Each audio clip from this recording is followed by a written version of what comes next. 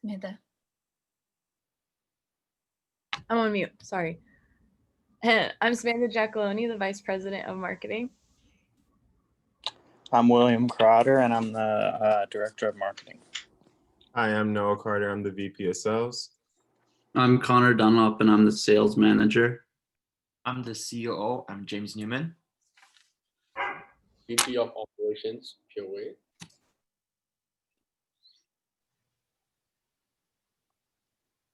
So our problem, during this time of pandemic, people are constantly forgetting to take a mask with them when leaving their home. People forgetting their mask can potentially ruin any plans you had, as you are not allowed in anywhere without one. People are also keeping their masks in unsanitary areas. We are seeing that where we keep our face masks is important, and that some places you are potentially increasing your risk of contracting COVID-19. So we are selling a small canvas pouch with a zipper that will contain a reusable cloth face mask. This ensures that individuals will always have a mask handy with them whenever they're leaving the house to go out, and it will always be kept in a safe, secure place. We are solving the problem of people forgetting their masks at home and keeping them in dirty, unsanitary conditions.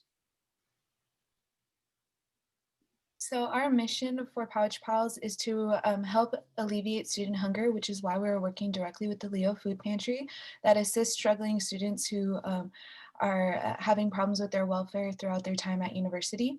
So with this, we have the mission statement to relieve those who are seeking a simple yet impactful solution of, again, forgetting their face mask and providing the public with some ease and pressure when going out, just because we have a product that will help alleviate the forgetting of your face mask. Our vision with this is to extensively impact those against the pandemic and strive to limit the excuses of not having a face mask and overall creating a safer community. With this, our goal in our best case scenario is to sell 504 units, raising at least $2,000.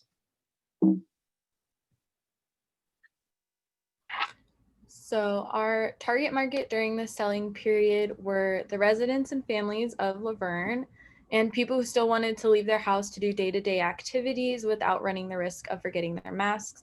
And we were also able to appeal to a handful of businesses and achieve multiple corporate orders.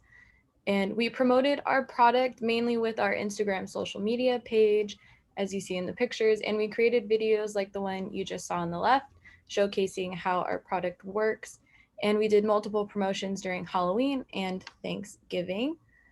And at the beginning of the semester, we set up tables down at Huntington Beach, thinking we were able to get a lot of attention there. But after not seeing as great of results as we wanted, we ended up finding that going door-to-door selling in Laverne was our best option. So we held that event every weekend. And customers felt about our product while we were selling door-to-door. People were really openly expressing how happy they were to be contributing to a business of learning students, as we actually came across a lot of ULV alumni while we were selling. And they were happy to contribute to a business that was helping out a charity that was feeding struggling students during this time. What was the lack of interest when you were set up at Huntington Beach? I think it was just really hard to connect with people, especially people were kind of focused on their own thing. And especially we would say we're with the University of Laverne, and some people didn't really know what it was or anything. And we did okay that day, but once we came back to this area, it just really was more beneficial for us. Did you have the issue at all that by like September, people had, all the masking and sanitization products that they sort of needed, 6 months in? While we were pitching, after we were done, people would always just say, oh, we already have face masks. And it was, I don't know why some people totally weren't getting the idea that we were selling the pouch and we were selling like just a emergency face mask with it as like a free gift. But yeah, sometimes it was hard to get people because that was always their response, that they already had enough masks and they didn't need one. Okay. Yeah. So our two main competitive advantage are that we're tied with the charity. We're tied with the Leo Food Pantry. So this gives us an edge over competitors because we feel we have an emotional connection with consumers, and we feel that they are going to choose our product over the competition because they feel that their money is going to help out a good cost. And our second advantage is we don't have to pay labor costs. We are a nonprofit organization and we're running this business for our school, so we don't have to pay our employees. This gives us the ability to lower our prices as we don't have anything else for our operating cost. Okay, so our primary sales strategy was to sell through corporate sales, but our primary platform for our sales was through personal and event sales. We also did marketing through Instagram, Facebook, TikTok to spread awareness of our product. And each member was accountable for selling a small number or portion of our product in person or via a family or friend relation. Our benefits were on our website at www.pouchbells.org, where we featured promotional incentives to increase sales at a selling point of 1 unit for $7.99, 2 for $14.99, and 3 for $19.99. And due to COVID, we set up our own events around Laverne. As Sam was explaining, we did door-to-door selling and events at Huntington Beach and hope to raise money for Leo's Food Bank Pantry. We also attempted to host an event at Ski Dazzle, but due to COVID, everything was held online. So we thought it would limit us to deciding, so we decided against it. And since we were doing good with door-to-door selling, we felt that it was a requirement. Operation plan. Our initial order was 504 units. Our goal was 504 units. In the second order at the 8th week, we ordered 244 more. The production process. We will press and package and count and disperse all of our products every Monday. Production dispersion, order time are fast, a mask for 5 days, pouch for 5 days. All the product will be held and stored at our CFO, Brendan's house. It will take around 7 days to deliver our online sales once it's been placed. Product details. 75 cents per pouch, 38 cents per mask, $1.13 per unit, $7.99 is our single unit sales price. With that being said, that have bring us to 85.86% profit margin. Towards the right, you will see a different number next to the arrows because after the 8th week, we ordered 244 more due to a shortage of the inventory, and there's a problem with the suppliers. The product got different, the price increased a little bit, and the second order's profit margin was 53.19%. Who is the first supplier and who is the second supplier? The first supplier was a person from, I have it. Brandon, do you remember the first supplier's name? Do you want the name or do you want the? I don't know the just the location and then what happened between the first order and the second order. So the main difference between the first and second order was that our mask supplier, they completely dropped the mask that we had and they didn't offer anything similar and close to like price range. So we had to go through our supplier who did the logo and who also does promotional stuff. She was able to find us a mask under the cost of $2, but with shipping, since they're located in Ohio and it was expedited, it bumped that cost up just a little over $2. Okay, got it. Thank you. Yep. Oh, one back. Okay.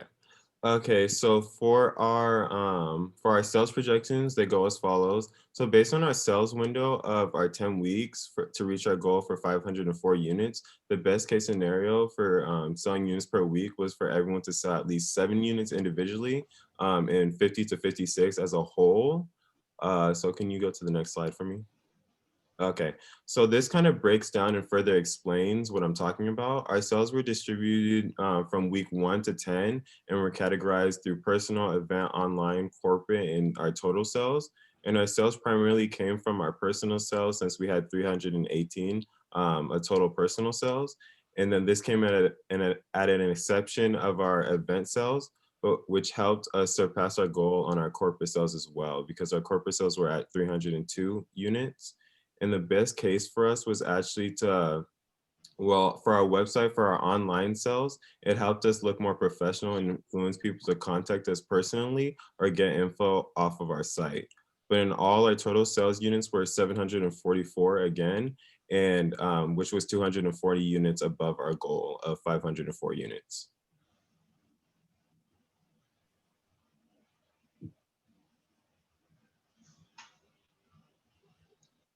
All right. So the pros and cons of selling. Cons, rejection, people not having enough money, which is understandable because of the pandemic. And then different laws and taxes that we had. We were limited to only selling in California, which I feel like would have probably expanded a little bit if we were able to sell like outside of just California. And then the pros, customers were excited to have a pouch that they were able to keep their mask in and also keep on their keychain. Helping people stay safe from COVID. That was like one of our main goals, obviously. Getting sales and real business experience before we graduate. This program I feel like is pretty rare as far as having it in colleges. So I think that's really cool. And then learning to accept that some days and weeks sales will be better / worse than others. It kind of gives people a good like business understanding overall. What we learned, thank you, Dean, and what we learned this semester. So we found a couple things that we wish that we would have known earlier. First being, if we sold in the same city, then we would have boosted our sales. Like Samantha mentioned, we did try to go to places outside of the city in Huntington and places like that. And we were finding that it wasn't as effective, especially with door-to-door selling or holding events. We only found that door-to-door selling was most effective in the by the University of Laverne, so in the city of Laverne. Had we had known that earlier, we probably just would have stuck to door-to-door selling in Laverne throughout the whole time and maybe had boosted our sales. We also feel like we should have planned a little bit better for product issues, such as delays where we had to expedite shipping, faulty products, and supplier connections. Like we said, our second supplier had fell through. It's important for all of us to know our relevant financial information. We were hoping that and if we ever come in this case again, where we are in a business, that we know all of our financial information and product specifications at all times. Lastly, when negotiating and selling, not to sell our product short, we did learn that we were doing negotiating further than we needed to, and we need to price our units more carefully. Okay, so looking at the numbers, comparing the actual revenue to the most likely and then the actual net profit to the most likely, the most likely revenue and net profit, those were calculated based on if we're going to sell every unit at our standard price of $7.99. However, we took that into consideration, knowing that most people would probably offer for the bundles. Just because of the way we're marketing, we figured they're not going to just buy one by one, they're going to want to buy multiples, which meant that we were pretty confident that we were going to need a second order. So looking at the revenue, we were able to go above our most likely scenario, actually, 127% to be exact. However, what really dinged us was that second order where our costs actually got shot up, and we were actually not able to meet our most likely net profit scenario. We were only at 98% of it. We did take that consideration though. However, when we were setting our charity goal, that's why we gave us that $2,000 goal, just to give us that cushion, just in case we were only going to sell our first initial inventory purchase. So we were still able to reach above our goal by a good 450. And what we actually learned from that, and especially with our second order, is that we shouldn't have offered a lower price from the get-go for these corporate sales. We should have negotiated our price down, knowing that we could have made a higher profit. So that way it would have given us a bigger cushion to handle these dramatic increase in costs.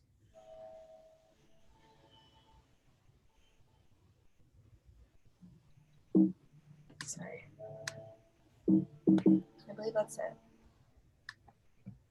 Okay, yeah, I mean, I think in many years in this, I think the secret sauce really is having something with like a really high margin, because inevitably something's going to go wrong, whether it's a supplier, whether you need to drop your price for whatever reason at some point. So having a very high margin gives you so much flexibility.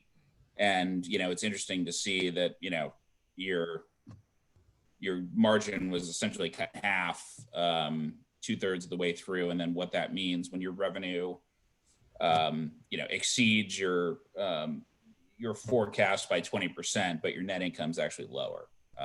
So not surprising. And, frankly, I'm surprised and impressed you're able to do this much, given the environment that we've been in during the course of the semester. So, really good job. I mean, obviously the goal of this program for me, maybe not for your professors, is to maximize the contributions that go to charity. I think, food insecurity on college campuses. So our group banks almost exclusively higher education, so colleges and universities and nonprofits nationally. And you're seeing food insecurity on campuses become an exponentially more important issue every single year. So I actually I didn't know that Laverne had a food pantry for students. So I think that's amazing and timely. So really good job. I just had one question. Are you still doing somebody mentioned no labor cost,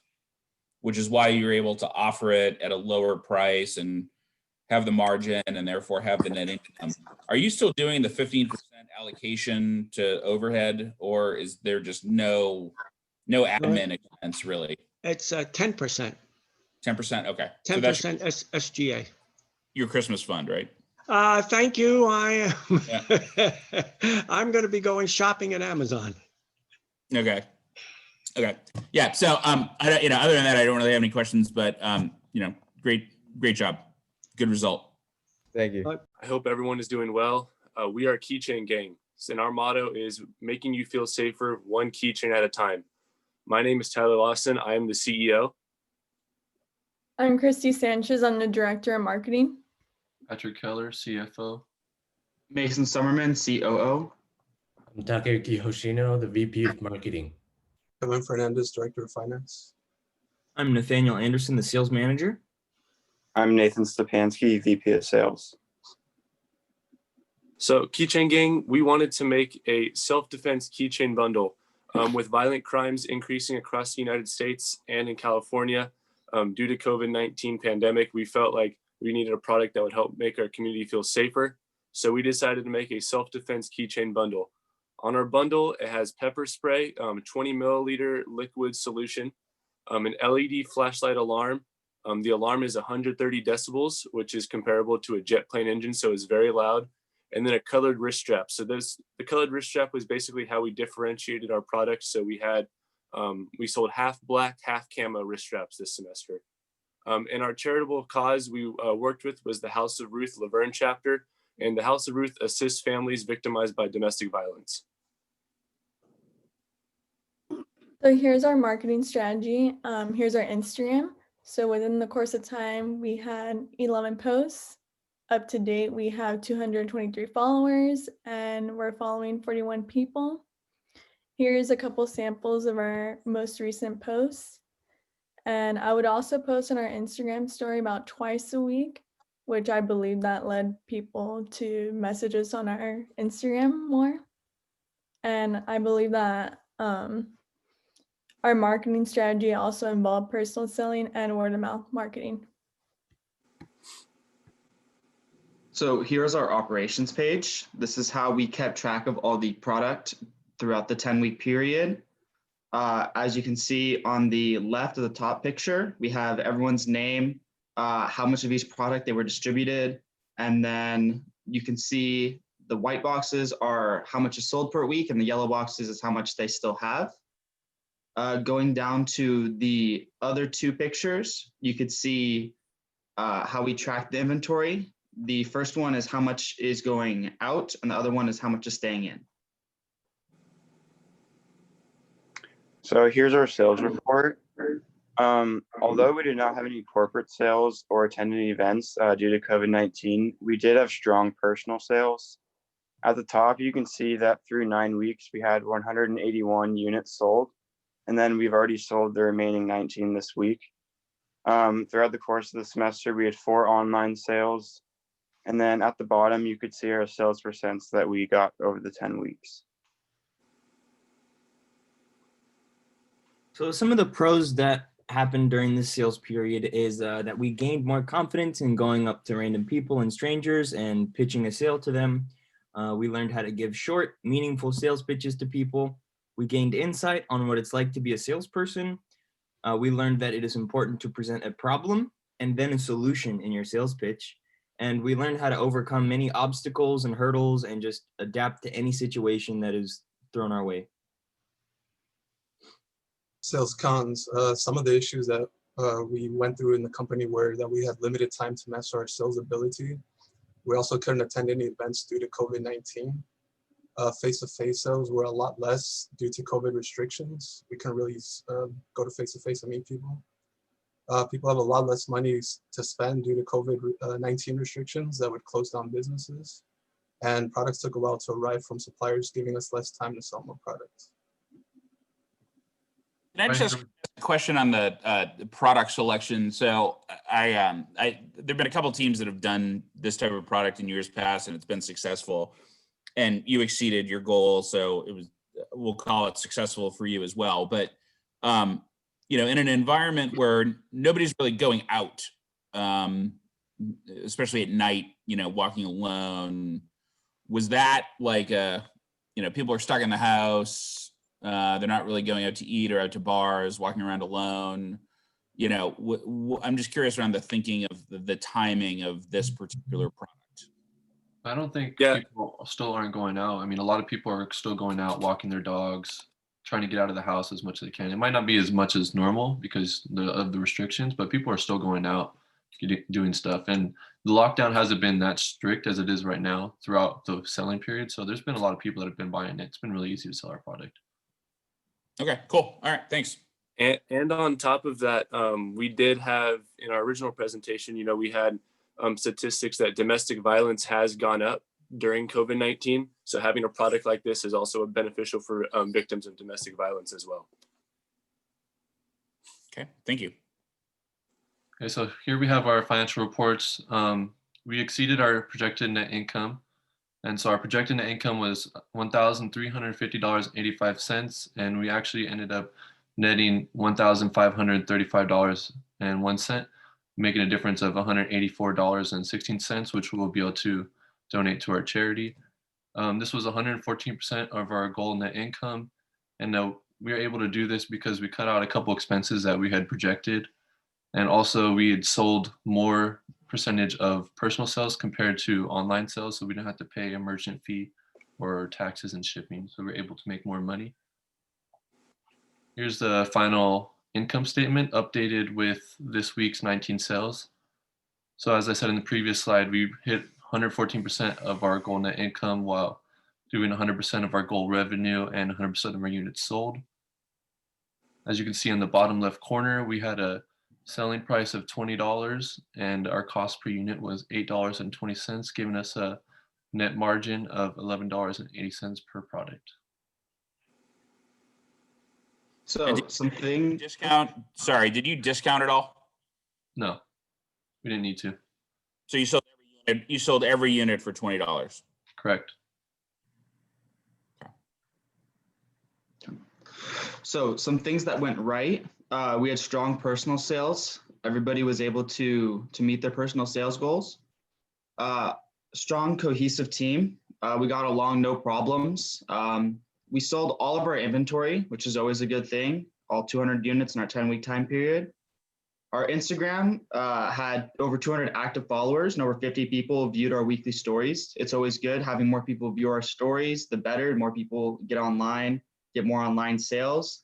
And then we made more money than projected. That's just more money to donate to charity. It makes us feel good. All right, here's what went wrong. Due to the COVID-19 pandemic, we didn't have event sales because we're not able to attend any events, and we experienced lockdown in the middle of our sales period. And also, we had trouble getting contact with charity. We did send like a lot of message and emails to the charity, but they only responded to some of our messages and emails. And also, we had a relatively low amount of online sales, maybe due to our webpage design or just social media posts are not like it exactly correct for our target audience. Also, the last thing is that we order our product late with long lead times. So if we do this again, we're gonna choose like local suppliers with relatively short lead times. So, I mean, are these, sure, go back to that, what went wrong? So are these really things that went wrong? I mean, it sounds like they didn't go as expected, but at the end of the day, you exceeded your forecast, right? So it's almost like these are things that didn't go as expected, which made you pivot into doing things differently than you had anticipated, but you were still successful, right? And I think that's like the story of 2020 is nothing was as expected, but if you're running your business, you got to figure out something that works, and it sounds like you did. Is that fair? Yeah, I mean, we met our goal, so we were very happy with that. Like you said, these are some things that were unexpected or just things that, something that we had to deal with in the middle of our 10-week selling period. So, when we were coming up with the things that went wrong, it wasn't exactly, what hurt us. It was more of, what did we have to overcome? Yeah. Okay. And then what was the deal? What happened with the supplier? Was it your fault that you ordered it late? Or was it, yeah, so or we'll be did they getting just have into that in our next slide about some Okay, changes perfect. we would make. So I'll go over that. Okay. All right. Thanks. So some changes that we would make if we all did this program over again. First, we would order our products sooner than we did. So, throughout the first 5 weeks when we were developing our business plan, we were unaware of being able to order our product early. And then tying into number two, finding suppliers that can send us product quicker. Our suppliers were from China.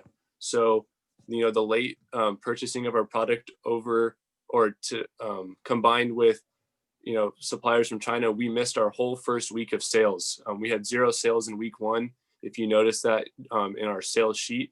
So really we only had 9 weeks of sales because of that. So if we, could do it over again, we would ask the correct questions and get the correct information so that we don't have to miss a whole week. And another thing that led to was us not being able to repurchase product.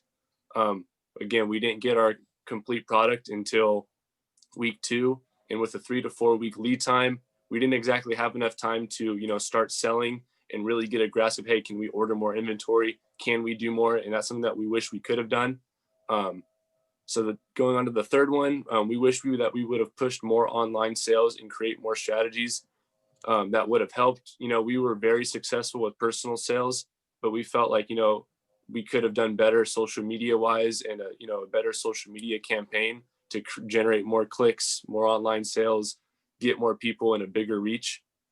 Number 4, we would have chose not to buy key rings. So that was $100 expense that we had to have. However, our pepper spray and our alarm both had key rings on them. So we didn't have to spend that extra $100 on a full key ring that would keep the whole product together.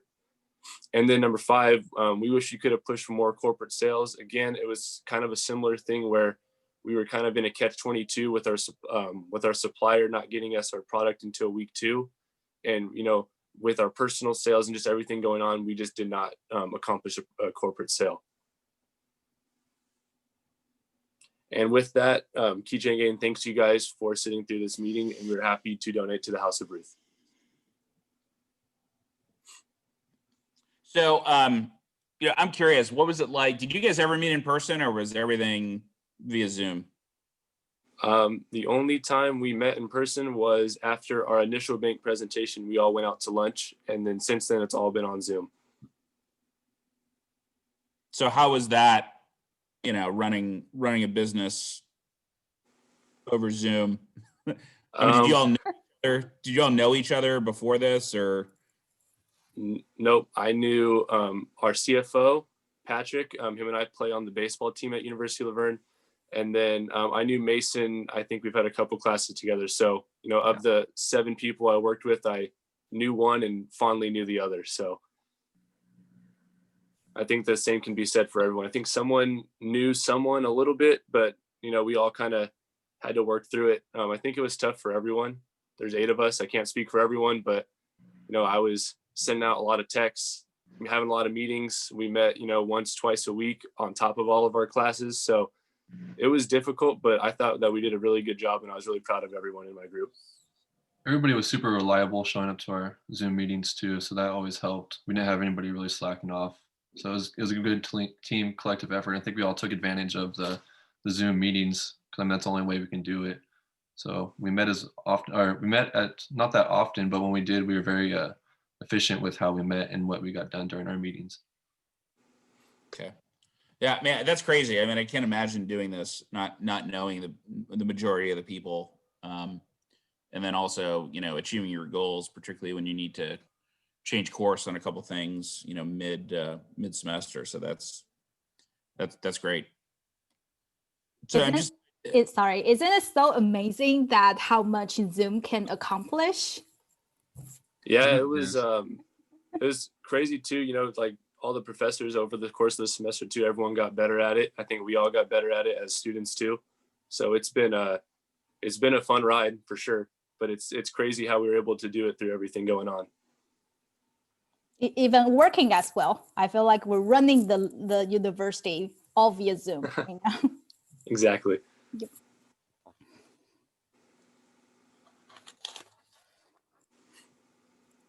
Okay, thank you. That's it. Rick? Okay, thank you, Keychain Gain. Excellent. If you could excuse yourself from our session here, we'd appreciate it. And we welcome Mr. Siffert and his CPR group. Tanner, the screen is shared and you can begin when you're ready. Thank you guys very much. Good luck, Thank Tanner. you. Thank you. Good luck, everyone.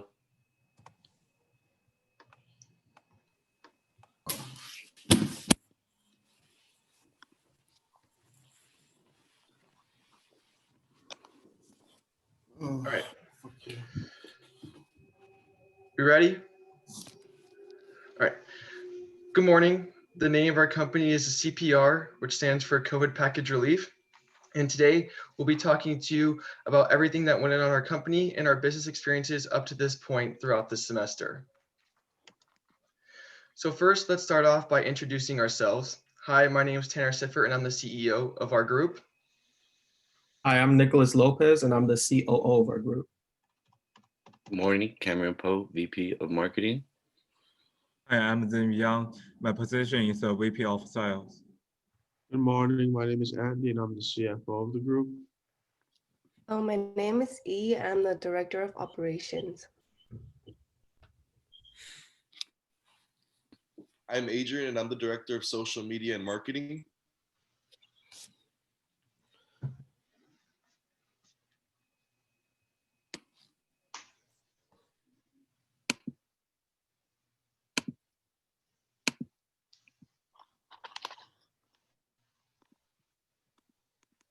Alexander.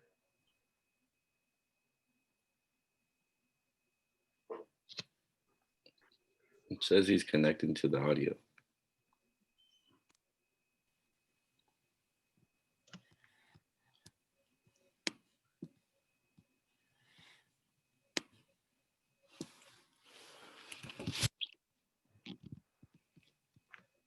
Alexander, introduce yourself.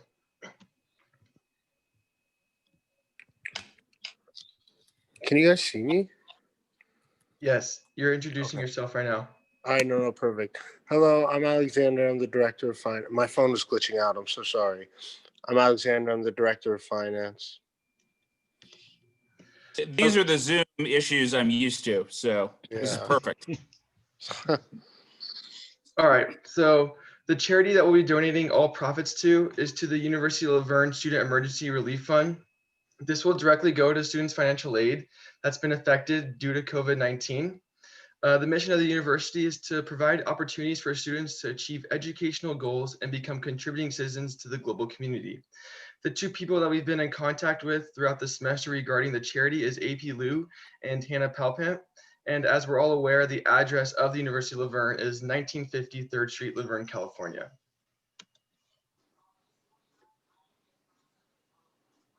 So within our sanitation bundle, we offered 8 disposable masks, 1 2-ounce bottle of hand sanitizer, one pack of 20 disinfectant wipes. And by adding all of these items to our sanitation bundle, our thought process was to add key products that can help prevent the spread of COVID while not having to go from store to store to find these individual products, hence the sanitation bundle. And we have decided to take the 8 sheets of mat, place it in a separate plastic bag to avoid any extra germ and bacteria being contaminated. And all these 3 items will be placed in a drawstring bag to create a bundle.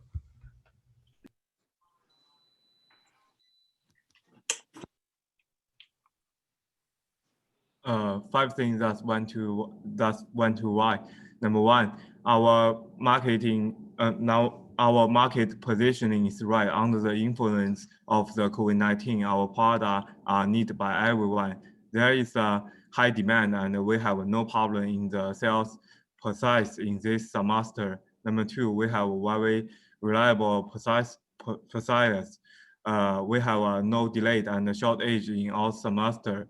Number three, website was a major place for our sales. We sent out the email to all the professor, staff, and the student at the University of Laverne. From this email sales, we had about 24 sales plus donation on our website.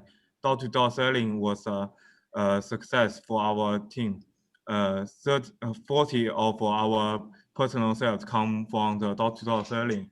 Number five, we have a great teamwork, have a lot of communication, and we trust everyone in the team. Now, 5 things that went wrong. As far as our social media, the following wasn't as influential as we thought it would be. In our case, we found that word of mouth was more effective than social media. Also, some people were out of state, and some people were in different countries in our group. And this was challenging because of out of state regulations being we could only conduct sales in California. So that made things more challenging for us on the operations part.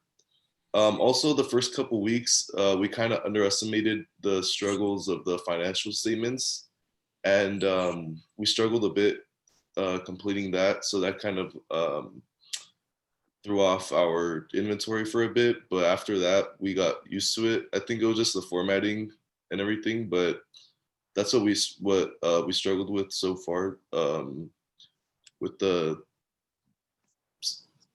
sorry about that. Another thing that we feel like could have been better in our company this semester was everyone showing up to meetings on time.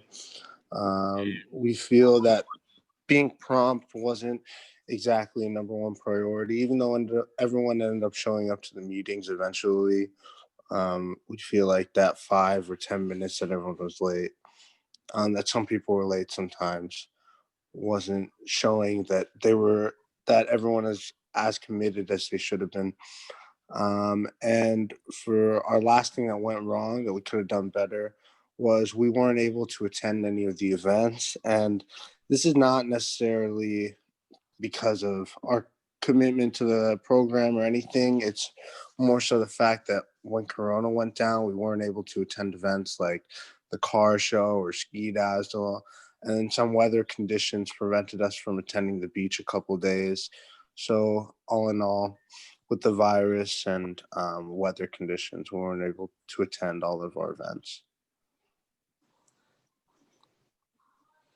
Or takeaways, these are basically things that we learned, things that we would have done differently now that we're looking at it in hindsight. So first one would be we would have each member try to really meet their weekly sales goal.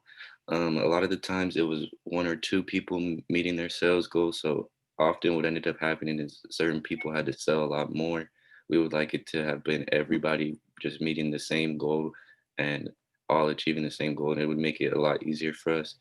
Another thing is we had good communication. It was just often we kind of weren't on the same page in terms of deadlines, meetings, who's meeting where, stuff like that. We could have done better there.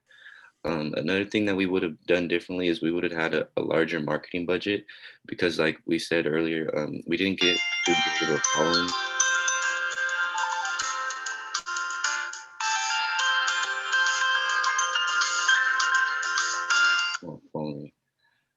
Okay, yeah. So I'm gonna go over that third one again. We would have just spent a little bit more money with marketing, paid to maybe have a social media influencer to help advertise our product, and we also would have expanded into all the other social media platforms like Facebook, maybe even Twitter if possible.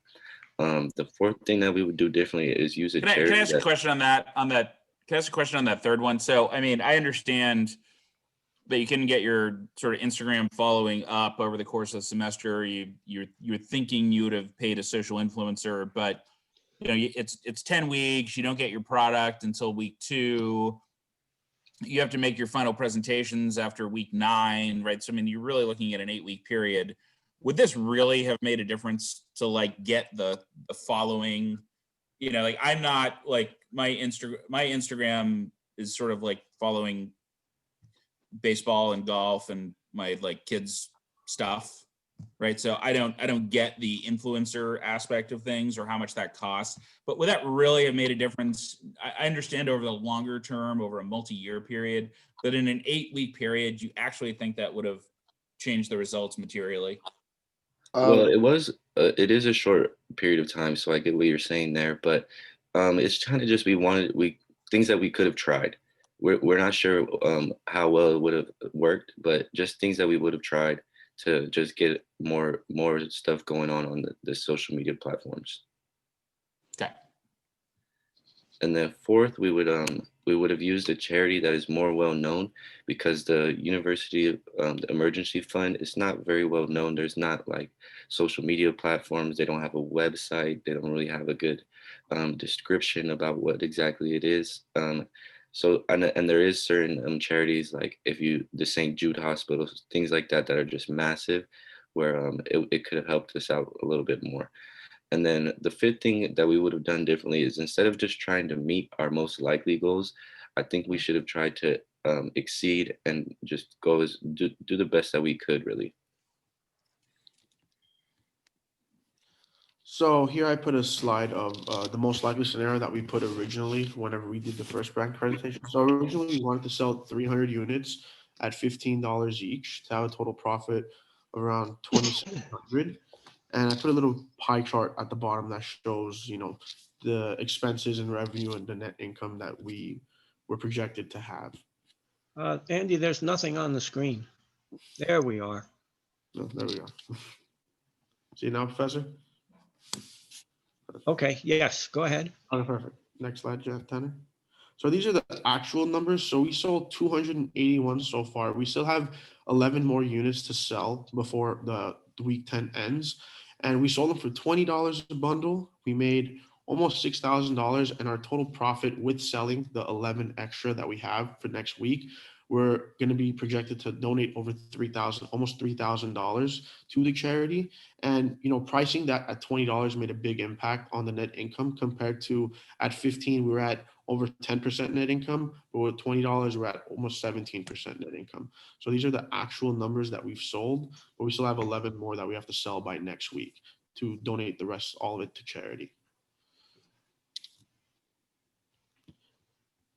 And that is the Thank you. That's the last one. Thank you so much.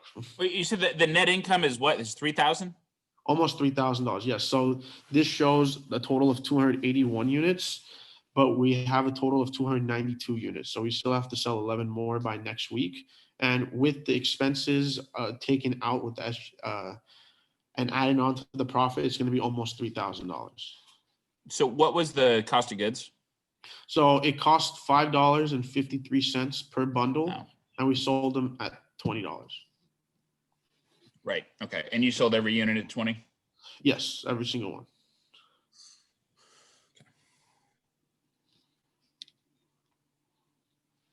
That was it? Yeah, that's it. Thank you. Okay. All right. So, yeah, I mean, I think, these are strong results. I think they were some of the strongest of all the teams. And I think you have a good product. I mean, it's an easy thing. It's something that everybody, can always have extra of and throw it in their car. It's sort of packaged neatly. So, it's good product selection, clearly good margins, which gives you a lot of flexibility. And, the magic for this, if you're looking to maximize profits, it's having the highest gross margin that you can. Yeah. So, all that's good. I mean, the thing that strikes me about this, just as a team, just the overall like accountability. If you're late to meetings, if you're saying like collectively, let's just hit our goal, let's not stretch to meet, what we think the best case scenario is. I mean, those are not hard things to do, right? I mean, I coach my daughter's travel softball team. We go out of state every weekend, play, and we always tell them that when we have a practice on a Friday and their attitude stinks and their energy stinks, and these are 10-year-olds, right? So take it for what it is. But the way they play the next day is typically not good. And when their attitude is great, and when they're working their butts off, they typically play really well the next day. And your attitude and your energy are like the easiest things to control. Yes. Right. So what I will tell you is every class you take going forward, when you start interviewing for jobs, when you have jobs, being late is the easiest thing to avoid, right? So there's nothing that frustrates people more, employers more, bosses more, clients more, vendors more than when you're late, right? So don't be late. And then, the stretch goal, I mean, I think I'm sure you understand, you exceeded your goal. So that's an easy thing to do is say, let's shoot for the stars. And then, if we fall short, that's fine. But let's not say, if you say we're going to target our most likely case, then it makes it a lot more difficult to exceed it. So I would say always, in everything, shoot for the stretch goals, right? I mean, the results here were fantastic. The charity, I think, is, fantastic. And I think this is something a lot of colleges and universities are doing that isn't necessarily well publicized. So like, I really appreciate the charity that you chose, but I have no impact on your grade. I have no impact on anything, but just like I'm 42 years old. The one thing I've learned is that being on time is the easiest thing. And if you're not, it creates a lot of problems. Right. So I appreciate the fact that you put this in there as a lesson learned, but you need to be accountable to each other. And I know it's a really difficult time and everybody's under a lot of stress. There's anxiety, there's other stuff going on. We're living at home. So it's not like a normal time. But just, professionally, it is super important to be on time. For sure. Can I add something to that too, Mr. Sure. Norton? Sure. So like I learned being the CEO from the group, I learned that in management class, I was more, after taking the least preferred coworker scale, that I was more relationship oriented. And so like I was at the beginning of the semester, I was worried about like the well-being of the group. So I was kind of like giving more leeway. But then after taking that test, I learned that I have to be more task driven in order for the group to succeed. So I have to delegate more and give more task driven goals so we as a group can like have more of a clear vision and like achieve and have like a vision that we can work towards. Yeah. And look, I'm not sure this is uncommon, right? I mean, I think you're the first team I've seen that's actually put that in a presentation, which is why I sort of said something about it. But I think it's a fairly, sort of common thing, at least at the beginning, for, people to not like be on time. But, to me, like the great lesson of this is it's low risk, right? I mean, the dollars are small, you're not investing your own money, but the lessons you learn from it are incredibly valuable no matter what you do, right? So I am thrilled to hear that you learned that lesson about, are you relationship oriented or task oriented? And then like, we all have blind spots. We all have things that make us effective or ineffective in various situations, right? So understanding that about yourself is fantastic. But it's being late, as you can tell, is like one thing that like it's a really difficult thing in a professional setting, right? So when you're working for someone, when you're running your own business, whatever you're doing, I think it's just important to set expectations from the beginning. And then, because if you don't, the results, you had great results, right? But when you don't have people on time, and you don't have people accountable, it makes achieving great results really difficult, which is my point, right? And but I'm super thrilled with the profit that you generated and the contribution you'll be making to the emergency fund. That's fantastic. Thank you. Thank you. Thank you. Thank you. All right, well, thank you also from me. All right. Okay, Rick, we're doing really well here. We are. It's Norm, I appreciate your comments. I'm glad I'm recording this session. I'm going to forward it on to our management team at the university. Oh, great. Thank you. I appreciate Am I going to be that. getting a call from Avo then? Yeah, you might be. Oh boy. Okay, thank you, CPR, and please leave the session. We appreciate it. And now we have Team KeySafe, which is coming from the Professor Fialo practicum. Thank you, Professor Hicks, for your 3 groups. And Professor Fialo's first team is KeySafe. KeySafe, you're on and ready to go at your convenience. Thank you. I will just be sharing my screen. Okay. Good morning, everyone. I hope everyone's having a good day so far with all the presentations. First off, I'd like to introduce my amazing team, the minds behind our company. My name is Vandana Kadimata. I am the CEO. Unfortunately, our COO is not able to talk today due to a surgery, and that is Gabriella Underwood. My name is Celeste Wilkin, and I'm the VP of Operations. My name is Noah Gonzalez, and I am the CMO. My name is Christian Gonzalez, and I'm the VP of Marketing. My name is Jason Velasco, and I'm CSO. My name is Phil, the VP of Sales. And my name is Anthony Booz, and I'm the CFO.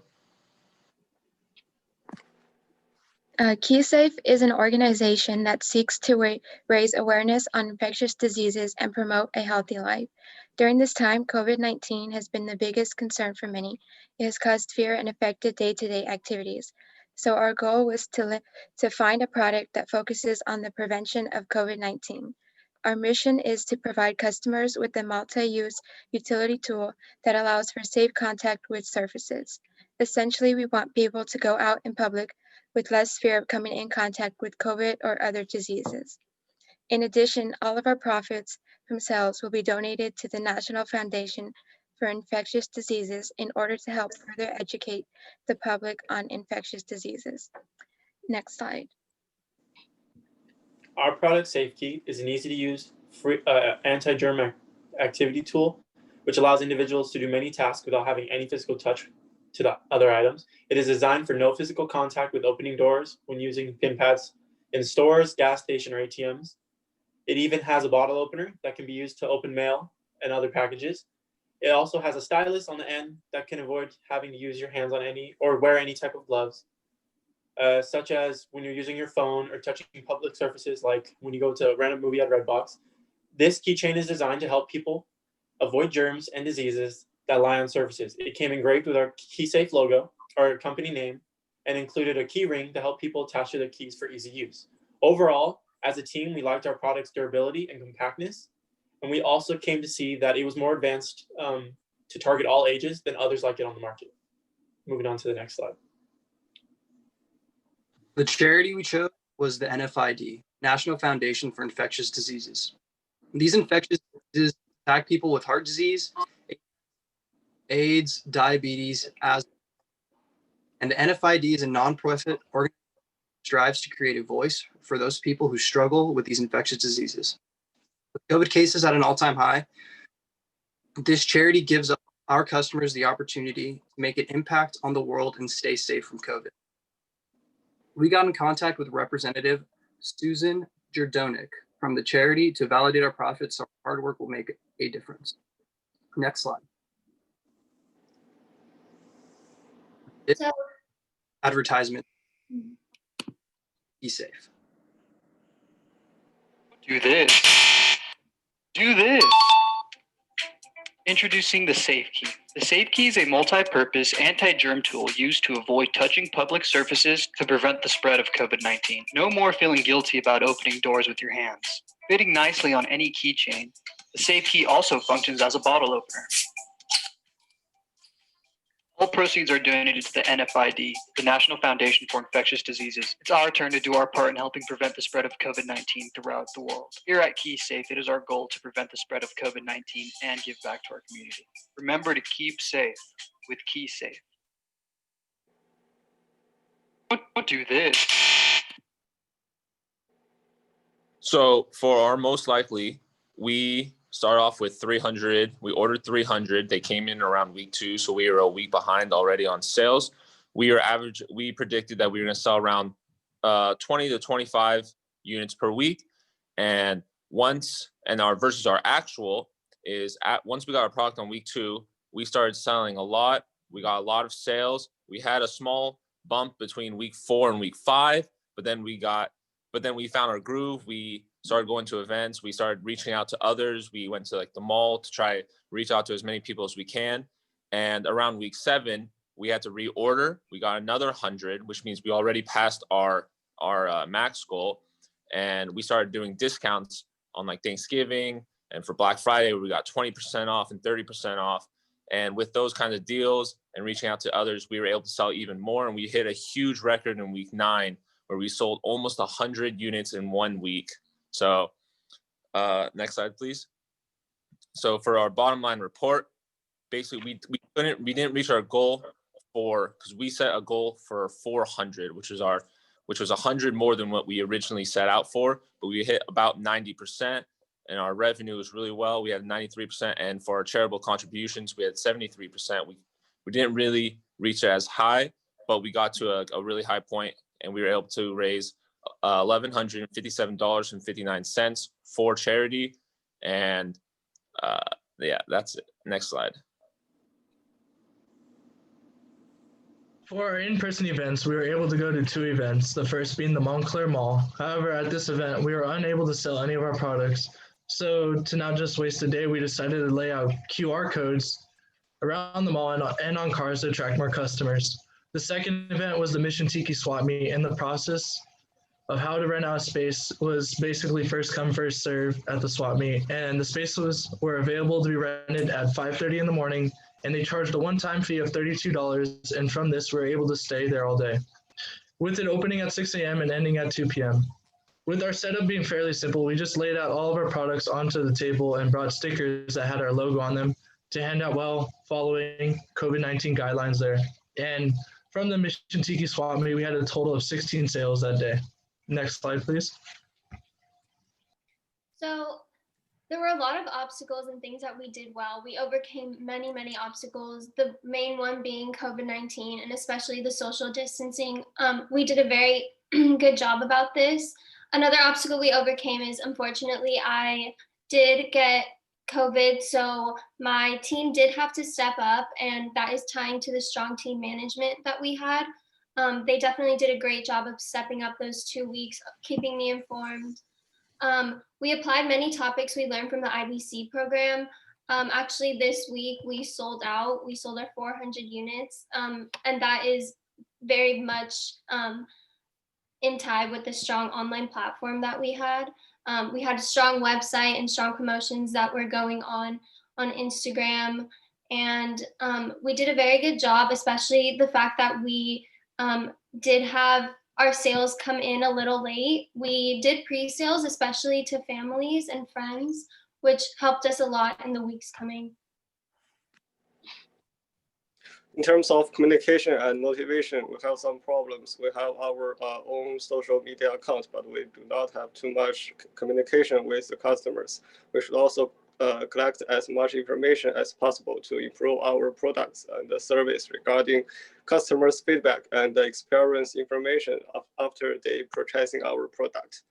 We also have problem with the shipping because of the impact of the COVID-19. We cannot sell our products outside of the United States, and the products shipping in late is also a problem for us. And we have not cooperated with the carry out companies, so the delivery time will be longer. In order to reduce the waiting time for customers, many times the products are delivered by our team members. This way, we can temporarily solve these problems. And some customers report that our website temporarily go shut down. That's a website about the technical problems that prevent customer from buying our products, because we have not been able to solve these technical problems. Our team always check our website and will communicate with customers immediately when we have these technical problems. Next, please.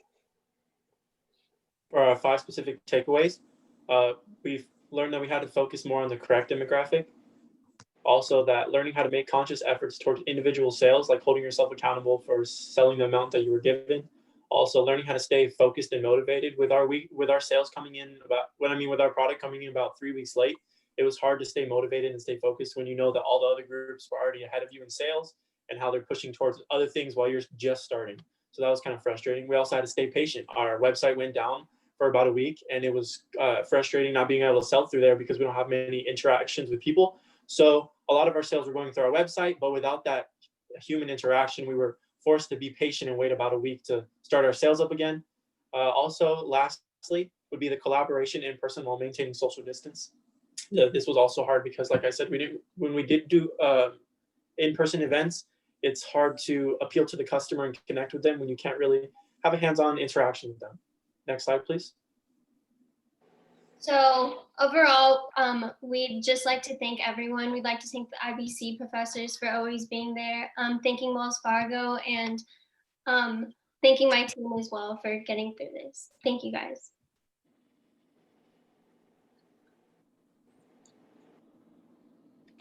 There's some financials. Can we go to a financial slide here? Yes. Please. Okay, so what was the cost of goods? Excuse me, what was your question? What was the cost of goods? Well, it depends because in a certain week we had it at a certain price, and then we reduce it. So it depends on which week or which time period it was in. The original cost was $8. How much did it cost you? We were paying $2 per unit.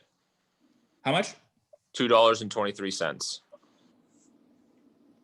And over the course of the semester, what was the average selling price? I mean, I guess I can do that math myself, but the average selling price was $8 for with no tax and no sales rate delivering fee. It was just $8 flat for 1 unit. Okay, so I mean, over the core, so it sounds like you're what is the 397 your total projected unit sales for the semester? Well, the total projected, is that where you're actually at today? So today, I think Vandana, where are we at right now? We also had bundles as well, and with that, our unit prices did go down. So I do want to mention that, and then we are officially sold out as of today. Okay, all right. So will you be this is your most likely, right? So what will your ultimate charitable contribution be relative to your 1575 target? I mean, I would have to do the calculations, but it would, Above or just above or below, I guess. it around. I think I did it earlier this weekend. I think it was around 1,450, maybe around 1,400 for the total charitable contributions. Okay, so what was the major difference between, you know, what you had forecasted versus where you ended up? What was the main driver of the underperformance? Was it selling price? I would say it was the selling price was a big part, and then also for the I really wouldn't say underperforming. It was just that we didn't really predict, because we never really predicted that we were going to have like a 30% or a 20% discount. So we never really predicted that. So I think that was like a big contribution to the not underperformance, just the less on the total contributions for charity. Yeah. Okay. All right. Sorry. The word I used, I guess, has the wrong connotation. So sorry. Yeah. Yeah. I mean, so I mean, could you have sold more? Like, what could you have done to exceed your goal for the charitable contribution? I guess is my ultimate question. I believe. What would you do differently? What would you have done differently? I believe that if we had like a sort of like start off with a discount a little like a week earlier, or we didn't, because we fell behind pretty early with our units, our products coming in so late. I feel like that was just not a great head start.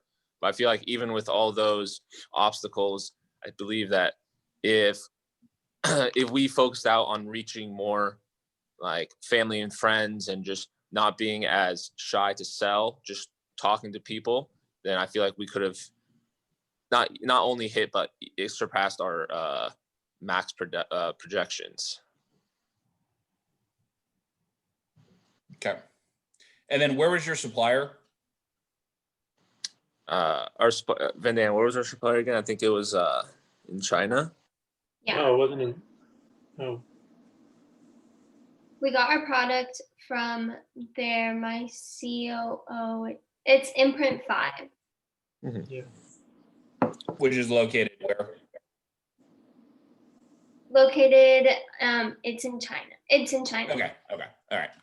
So, I mean, would you, if getting your supply a week late put you behind the 8 ball, so to speak, you know, would you have changed your supplier to something more local that would have made it easier to get it in time, and then, you know, make multiple orders based on sales, so you're not, you know, I don't know if you could have sold more units. Well, the reason we went with that supplier is because it had the better products. Like the other ones we were looking at, they were obviously cheaper, and we could have got them quicker, but they weren't overall better for the customer, and we wouldn't want to put out something out there that wasn't known for being good. So our customers like the durability, like I said, and the compactness of our product. Other products that we're selling were like a lot bulkier, and they also had less capabilities. Ours had the stylus. It also had the bottle opener. You can twist caps with it. It had many different things that the other ones didn't have. Either the other ones had just the door opener, they had just the bottle opener and door opener. They didn't have all 4 capabilities like ours did. So I think if we were to switch suppliers, it wouldn't have connected so much with the customers because of all the things that ours could do. Although it may have been better in the fact that we would have been able to start quicker and maybe gain more profit that way. But overall, our company name, I don't think would have been seen as what it is because of the product that we would have been giving out. Okay. All right. Yeah, I mean, I like some of your like lessons learned and things that didn't go necessarily as expected. I think that was honest. I mean, I think, you know, if this whole pandemic has taught us anything, like the importance of patience and knowing that there's going to be some unexpected road bumps and making, you know, real-time adjustments. You know, that's a super important quality to have right now. And, you know, it seemed like you were able to do that. You stayed patient, and, you know, you ultimately hit your sales goal. So, you know, very good. Thank you. Thank you. Thank you. Thank you. Okay, Rick, keep going. Well, I wish I could, but the next group up is not arrived yet. They're not here yet. So we're about 5 minutes ahead of schedule. Okay. So we'll just have to show a little propaganda here while we're waiting. I'm gonna go get a cup. I'm gonna go get a cup of coffee. Go get a cup of coffee, smoke them if you got them, and maybe, and then you got about 5 minutes here. Take a break. All right, thanks.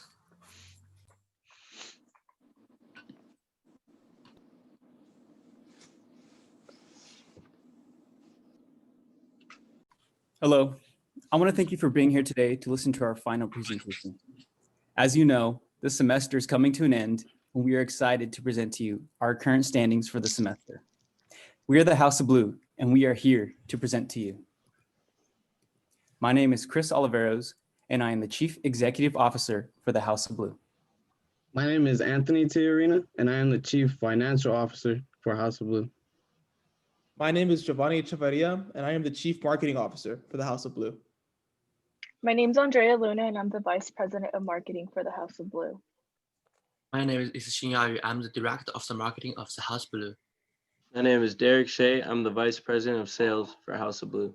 My name is Igor. I'm the Director of Sales for House Blue. My name is Minqi Zhang. I'm the Chief Operating Officer for House of Blue. So, as we stated earlier throughout the year, our mission and vision is this. Our mission is to provide people with safe, comfortable, and stylish glasses for protection in the return for the safety, comfortability, and protection for those suffering through domestic violence. And our vision. The House of Blue foresees a future in which all voices of those suffering through domestic abuse are not only heard, but are sheltered and taken care of. And we want to remind people to take care of their eyesight. The products that our company sold throughout the semester are the blue light blocking glasses and case. Blue light blocking glasses were made to reduce dangerous blue light emissions that come from our electrical devices, such as your phone and your computer. This is possible with a polycarbonate blue blocking frame. Our sleek design was built to promote style and safety. Our glasses feature a clear body with a stylish metallic strip. On top of that, we're adding a protective case made of polyvinyl chloride that can sit on any surface. It features matte black outside, a soft black suede fabric inside to enhance the protection of your glasses. This comparison chart showcases the similarities and differences between our competitors.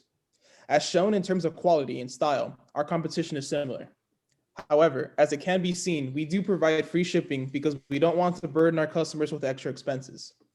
What makes us unique is that as a student-led organization, we are passionate about helping others who may be on a similar financial situation. That's why we have partnered up with House of Ruth, because we know that if we do everything we can truly make a difference for people who need crucial help. And as decided before the beginning of the selling period, we chose the House of Ruth in Pomona as our charity where we would donate all of our profits. And just as a reminder, we were inspired greatly by the House of Ruth, hence our name, House of Blue, because we truly believe that when you're protecting your eyes with our glasses, you're protecting a family in need. For our sales projection, compare with our most likely sale with actual sales. For our most likely sale for week 1, we sell 13 units. For actual sale for week 1, we have 16 units.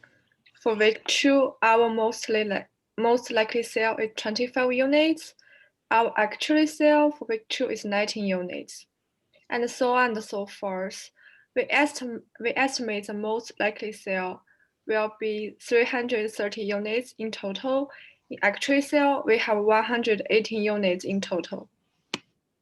Even if there is a sales gap between our actual sales and our expected sales, as you can see, our monthly sales are 300 in total, but the actual sales only have 118.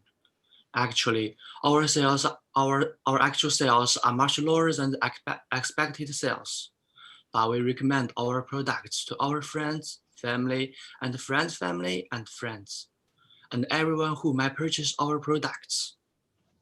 But we all do our best to sell our products and contribute to charities. The number of confirmed cases of COVID-19 has been increasing during the past 2 weeks. Chris and Angela also take the risk when to the mission tap shop to sell our products. Because every time we sell a product, it means more people will be saved by us. So our selling prices for weeks 1 through 4, we took pre-sales for the first 2 weeks because our product came in pretty late, and the glasses and plus the house, meaning the glasses plus the case. We sold those at a quantity of 1, 2, buy 3, get 1 free at bundle prices of $14.99, $24.99, and $31.99. And our profit per bundle was $7.63, $16.61, and $22.89. Now, on the same week, we only sold the glasses too in quantities of 1, 2, buy 3, get 1 free. Our bundle prices were $9.99, $15.99, $24.99, with a profit per bundle of $6.31, $11.69, and $19.77. Now, selling Can you price. go back? Sorry. Can you go back? No problem. Yeah, the next slide. Go Forward. forward. Go forward. Forward. Yeah. Now back one more. 1 through 4. Yeah. Okay. Yeah. So this bottom one up at the top, the 3+1 bundle price $31.99. I don't understand how your profit is $22.89 because you're selling 3, right? 4. Well, yes, 3, and then they get the 4th one free. So then each unit, so you're selling them 4, right? So each unit is $5.82. So $5.82 times 4 is roughly $23. Right, but you're only getting $31.99. So isn't your profit like $8 or $9? Yeah, that's exactly why we changed it in week 5 through 10. We made much more profit because we had different selling prices. But is that $22.89 profit per bundle? Is that the right number? From how we calculated, yes. Yeah. No, to me, it looks like you took the cost unit 582 and you added 328, which would be roughly $9. And then you took 32 minus 9 and you got the 22.89. So you did that on a one-time basis instead of 4. Yeah, we had it all as one cell, so you just have to do it that way. Now, the cost per unit of 582 plus the sales tax of 328 is approximately $9. But that's for 1 unit. You sold 4. The calculation looks to me like you took $31.99, which is 32, minus 9, which gets you to the 22. So you're underestimating the cost of 4 units. Right. Did I explain that well enough? Yeah, I understand. Okay. Yeah, that worth checking. So, but we can keep. Thanks for that. All right. For the selling price for weeks 5 through 10. Yeah, see, that's what I was talking about. Okay, for the selling prices for weeks 5 through 10, we have the glasses plus the case, quantities of 1, 2, and 3. Our bundle prices were $25, $45, and $65, with a profit per bundle of $16.62, $34.57, and $52.52. Now we just have the glasses by itself. We sold it just by itself, unit price of $15. Our profit per bundle was $10.80. Wait, could So you go after- back? Go back. Same issue. Yeah, also, you got cost per unit of 1 at 582. Then you said 1 unit price, cost per unit 266. Did you get a better cost? That's with the case. Yeah. Up top. Okay. Yeah. So the case cost $3? Around that price, yeah. No, well, the Okay. glasses itself cost $266. Yeah. Wait, no, the glasses cost $230. Yeah, $230. I apologize. Yeah, so I would just again, I would look at that profit for a bundle because I think whatever formula you have in those cells is wrong for the 2 and 3. Okay. Thank you. Okay, so after taking a look at our different selling period pricing, I'd like to show you on our right-hand side a diagram of House of Blue's budgeting expenses. That being first stating that the $2,500 were our total line of credit that we could use in this. And out of that, we allocated $733.58 in our total inventory expenses, which is only 3 purchase orders in total. So, and for our marketing expenses, we unfortunately just had one expense in week 3, being $37.39 due to COVID restricting all of us as time went on. And our total line of credit that we used, it was $771.37. So next, comparing our most likely scenario to our actual scenario highlighted in green, we sold our total of 164 units with a total revenue of $2,372 and EBIT contribution to charity of $1,286.04. And comparing these numbers to those of our most likely on the left-hand side, yes, we did not make our most likely goal, but with the product that was so-called claimed useless by outside sources, we made well over our total line of credit used and actually made more than double what we spent. So I'd say we made our money's worth. So the cons of the process. COVID, first and foremost, was the most obvious mishap our team encountered. COVID-19 exponentially hindered our selling ability by not allowing us to make the most efficient method of sales, which is in person. Especially with the campus shutting down, we lost roughly 70% of our potential customers. And high transportation costs. Due to COVID-19, most of our orders had to be delivered by packages, which meant that this increased our cost on transportation and reduced our chances of direct contact with our customers. And the price of gas may not have been worth a certain trip. And the financial bank account was not set up on our Wix site until about a month in. So we were unable to connect our bank account, which meant that our website was unable to have sales for a short period of time. And lastly, our busy school and work schedules meant it was difficult at times to have sales as our top priority. So despite all the disadvantages, here are the pros. We discovered a demand for our market. We gained a real sales experience through constructing a sales pitch and selling our product. Our CFO works as a bookkeeper, making spreadsheets and easier to read and maintain weekly. During the COVID-19 pandemic, our company relied on our website and advertising on social media. So this experience has improved our skills on developing company websites and advertising ourselves on social media. Lastly, this experience allowed us to take more accountability in our time and duties assigned to us, which leads us to improve our own professional maturity. And finally, here are our takeaways from the program. We learned that in order to increase our sales, we need to improve relationship with our customers. And to adjust the price of our products with the market, we review product feedback timely and thoroughly review product pricing by analyzing our profits week by week. Throughout the process, we found that communication between different departments is necessary. From ordering products to deliver products to our customers, all of our departments need to be involved and work on their part to make the company functional. This program is not a new concept to us, as we witnessed previous students doing this program in previous years.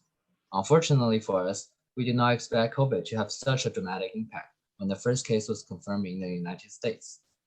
Seeing actual for-profit companies shut down was a real eye-opener for all of us.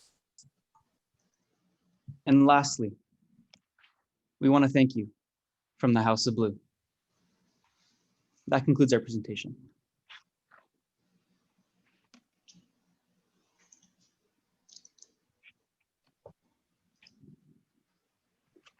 Sorry, I was on mute. I thought that was a really good presentation. You know, a really interesting time for you all to be doing this particular project or class. you know, COVID obviously presented a challenge, and there's really nothing you can do about it, right? I mean, I think you're seeing how all sorts of companies are evolving and changing their business plans sort of on the fly to stay viable. So, you know, it seems that you did that. But if you were to say like one thing, and in fairness, like these have the blue light blockers in them. My daughter, I think, bought a pair of blue light blockers on Amazon for like $20. All of her friends wear them. She's 10, almost 11. Mhm. So I mean, this seems to have traction, particularly among the preteen crowd. But I know like most of my daughter's teachers online, you know, are wearing these because it's just like, you know, being in front of a computer literally all day. You know, it is impacting people's eyes. So this to me does not seem worthless. It seems like something that is really valuable. So yeah, thank you. What was in your mind the one or two things that really created the shortfall in your goal? I think it was we were very ambitious, and I think we overlooked the fact that COVID-19 would have such a big effect on everything. I think that we had our expectations a lot higher in terms of our sales, definitely.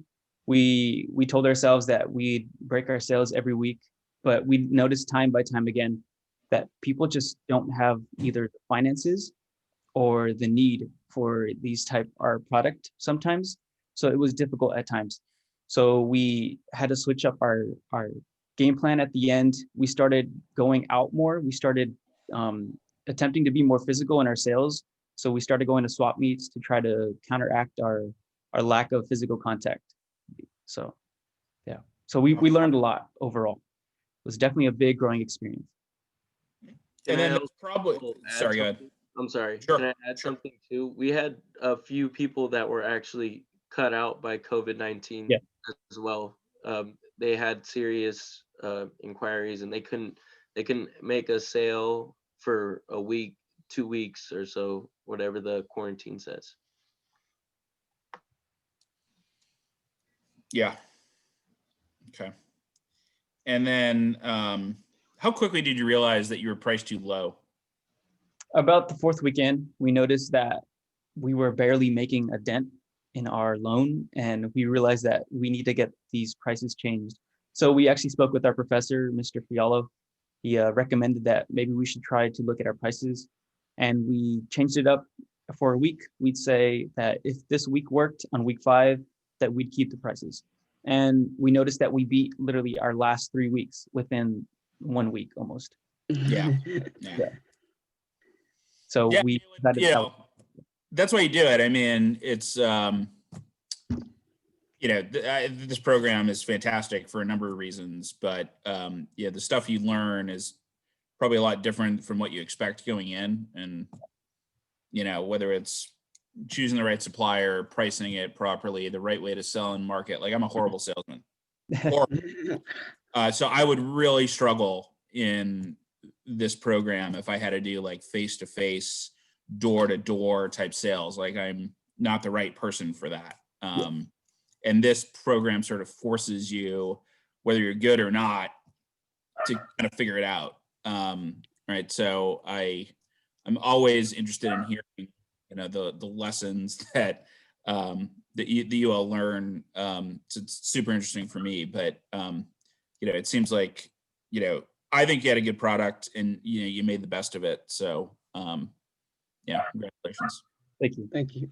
One thing I want to add too, in the first 2 weeks, like how you said, we had a hard trouble just communicating. Like we're shy. We didn't know how to be out there. Like we had our boundaries and everything.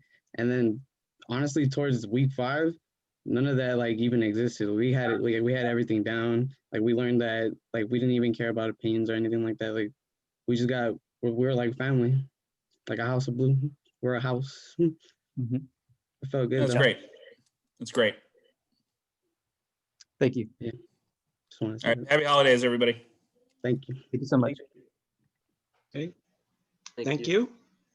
Okay, thank you, House of Blue. If you could excuse yourselves from our meeting, and we're now bringing in Smart Spray as they enter our group. Mr. Mendoza, good morning. Morning. And Ian, whenever you're ready, please begin. Sounds good.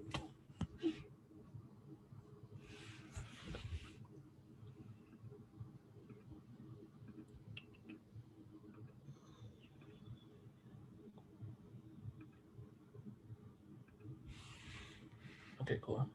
You guys can hear me, right? Yes, go ahead. All right, sounds good. Sounds good. Let me just okay, cool. So good morning, everyone. My name is Ian Mendoza, and I'm the CEO of Smart Spray. So as you may already know, we are a group of students from the University of Laverne that want to transfer our skills from college men and women to business professionals. Some of our goals consisted of to sell as many products as we can, gain knowledge from this practicum, and also supporting our charity. So as you may already know, my name is Ian Mendoza. I'm the CEO, and I'll let my team introduce themselves. Hi, my name is Calvin Kim, and I'm the CFO. I'm Aaliyah Pauling, and I'm the COO. I'm Andres Sayes, and I'm the operations manager. I'm Megan Alcorn, and I'm the CMO. I'm Naya Brown, and I'm the marketing director. I'm Tyler Lopez, and I'm the VP of sales. And then we also have Graham Gills. He's the sales manager. He couldn't be here today. So the charity that we partnered with is Little Heart Warriors. They're a nonprofit located in Rancho Cucamonga, and they help out the families of children that are suffering congenital heart defects. So they help them out financially as well as emotionally. And due to COVID, they weren't allowed to hold a lot of events that they usually do to raise money. So we elected to help them out in any way that we can with our donation.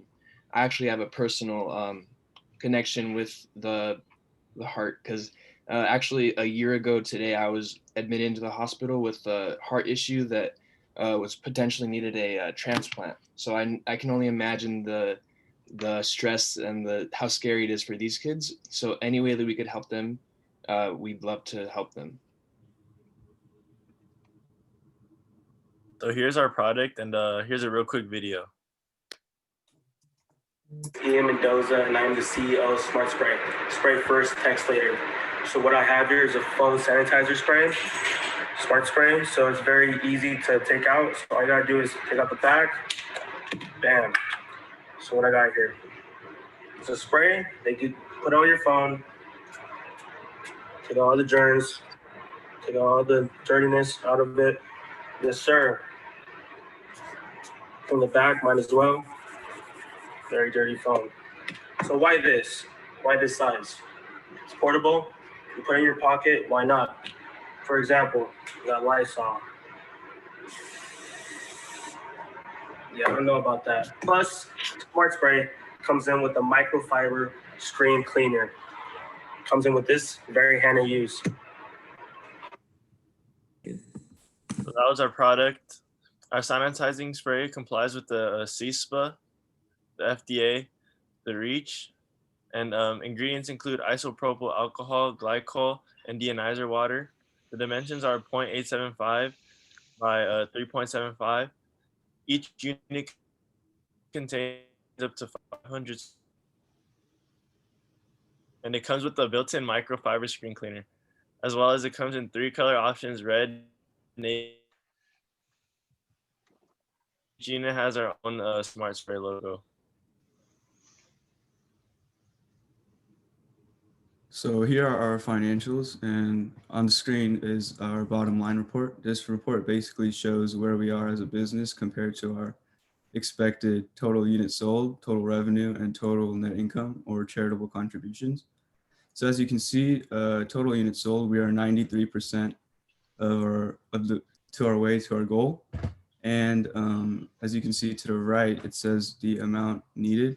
We have to sell 46 more products, and we are on pace to selling all of them by the end of this week. And below, you can see our total revenue. It's at 82%, and this is because we didn't really account for how the discounted prices from our bundling options would play a factor into lowering our revenue, but it is still 82% of our goal. And below that is our charitable contributions or net income. As you can see, we're 95% of our way, and we just need around 85 more dollars to fulfill this. And once we sell all of our products, we would be well over our estimated goal for net income. And here is our income statement. The top left was our most likely scenario that we estimated, and the bottom right is our actual income statement. So for our total sales, we expected it to be a little more consistent and constant every week, but it turned out to be more of a roller coaster ride. Like we would sell like 120 products one week and then maybe like 30 or 20 the other week. And also, as you can see, our total expenses, the expected total expenses was overestimated, which is why we could probably beat our net income goal or estimated goal. And as you can see, we paid off our loan completely by week 8, as we said. And again, we are close to achieving net income. We just need 85 more dollars. And once we sell all our products, we are on pace to go over that goal. So now I'm going to share with you a few things that our team believes we did well during the IBC program. The first thing we believe we did well on was forming a strong team. From the beginning, we got to know each other super well, despite only being able to meet through Zoom. We also placed each of the members of our team in the best position suited for them, and we believe that this really allowed us to do well throughout the semester. The next thing we believe we did well is our product. We put a lot of time into research into picking our product, and we chose to use the COVID-19 pandemic as an opportunity and chose a product involving health consciousness. Our product also has many great features, and we're super proud of the item we chose. We also believe we did a great job on our marketing plan. Whether family, friends, or complete strangers, we were able to reach all different kinds of people who we believed would enjoy our product. Our best methods were using personal connections, in-person sales events, social media, and our Smart Spray website to spread awareness about our product and charity. From these methods, we found that our best-selling techniques were demonstration and education. We spread awareness about the fact that an unclean phone is dirtier than a bathroom, and we also showed our product in action by demonstrating how to use it on our own phones.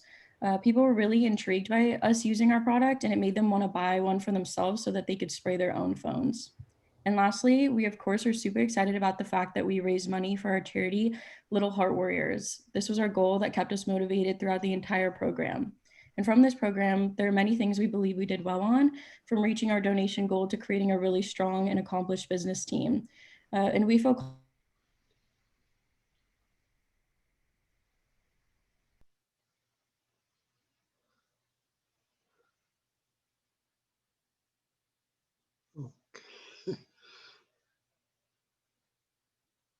Rick, your microphone is off. No worries, guys. All right, can everyone hear me? Yes, go ahead. So all of a sudden you cut out. Oh yeah, I think we were put into a breakout room it's Yeah, okay. we got put in the breakout room. I don't know what happened, but yeah, we'll continue right now. Okay. Okay, so yeah, we feel confident that we completed this program very successfully, and as well as we obtained new skill sets that will help us with our business future. Thank you. Norm?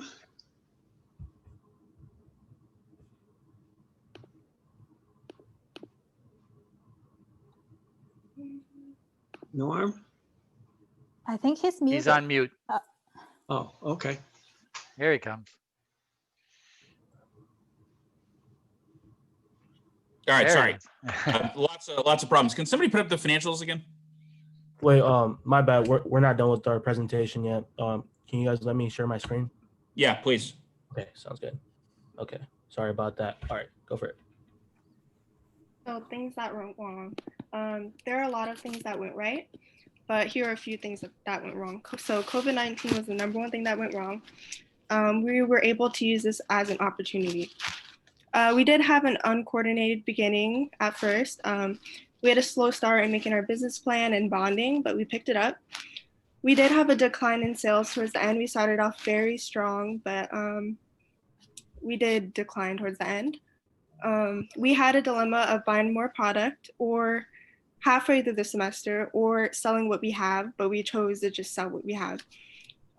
We could have had more organized events. We had 2 events. We could have done more events to push more product rather than sell online and with our peers.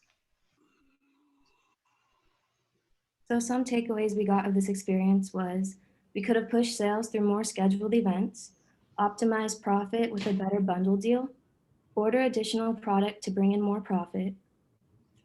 We could have also worked more on team bonding in the first few weeks, but as the weeks went by, our bonding got stronger, and we also could have promoted on social media such as Instagram, Snapchat in the beginning few weeks. But as the weeks went by again, it also got stronger. And with that, that was our presentation. Thank you again for the opportunity. Thank you. All right. So first of all, I thought this was one of the better presentations in terms of cohesiveness among the team. Cool topical product. I like that the microfiber, brush or wipe is built into the product. As far as things that went right, I mean, I would totally agree. I mean, I think it was a good product. Topical, you sold it well. It sounds like maybe you were off to a little rocky start at the beginning as far as the team goes, but pulled it together at the end. And by the way, I'm amazed at all of these teams that I'm assuming most of you didn't know each other prior to this. So to be thrown into a team where you need to sell a project and you all need to be firing on all cylinders to be successful, and doing that over Zoom, I think is very commendable. So, you're going to exceed your contribution. And I also think, there seems to be a lot of passion around the charity as well, which is always helps result in a better outcome, I think. So I think, the challenge when you're selling an inexpensive product that you're going to bundle is forecasting what the average selling price is going to be. Are you going to be able to push all the inventory through? Is there going to be more discounting later in the semester? So, it sounds like that was sort of the primary challenge as far as the selling the product goes. Am I right on that? Yeah, you could say that. Yeah, the bundling kind of really messed up our forecasts and how we should expect our revenues. Yeah. I mean, I wasn't unfortunately I wasn't at the presentations in the beginning, but I think over however long this program's been going on, 8 years, 9 years, that's been like the universal challenge, is forecasting the right way when there's a bundle package, right? So for forecasting purposes, typically you're gonna undershoot your average selling price, so there's more upside rather than vice versa. So I mean, that's been literally a challenge. No team has got that, I think, right since I've been involved. But I thought that was a really good presentation. You're gonna meet your goals, exceed your goals by the end of the week. So congratulations, it's great. Thank you.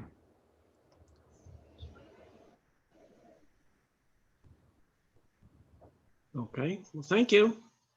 Okay, thank you, Smart Spray. And I'm sorry about that little momentary lapse. I had a little bit of a power spike here in my office, and that kind of did its little blib for a minute, so I apologize. But we're okay. Good job, Ian. Thank you. If you could excuse yourselves, we'll begin with our next group. Thank you, Professor Fialo, and your 3 teams. Now we go to our final 3 teams by some professor named Hassey. And here we go. Glass block, you can begin when you're ready, Amber. Sounds good. I'll start sharing my screen right now.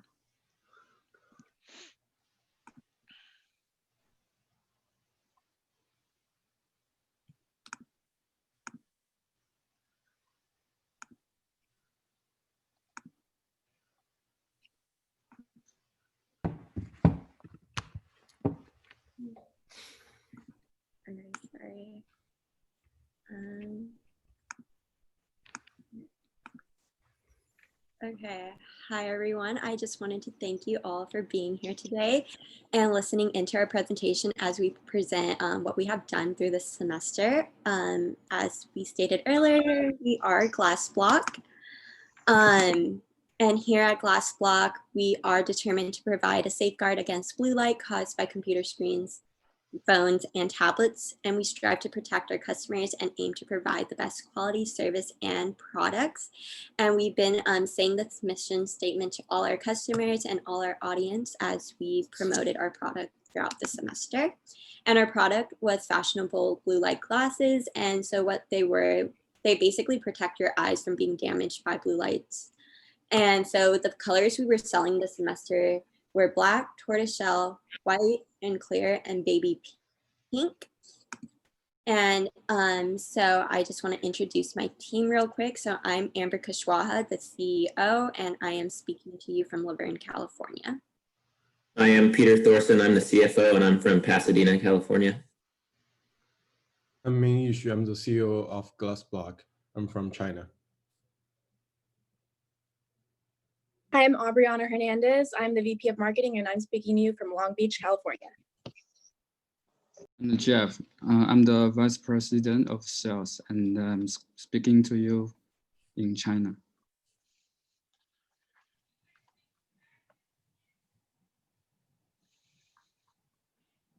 And our lead sales is John Richards.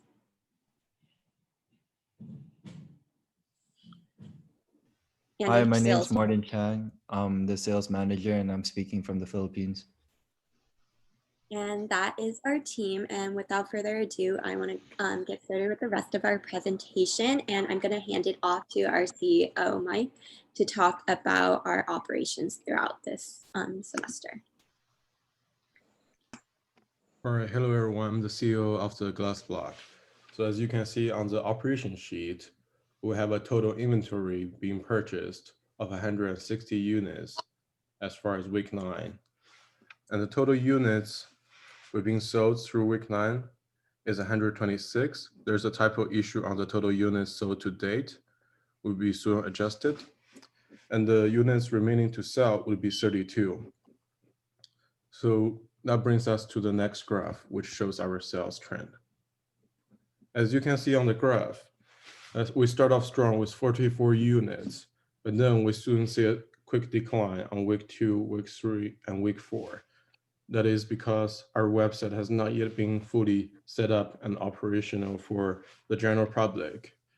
After the website has been set up, we see a slight increase on week 5, then decrease on week 6 and week 8, since we're working into the Thanksgiving season where everyone is shopping online, but seems like our product has been purchased wide rangely already, since we're already the 7th month into the pandemic. Most people who have the need for the blue light glasses has already purchased the product for their daily use.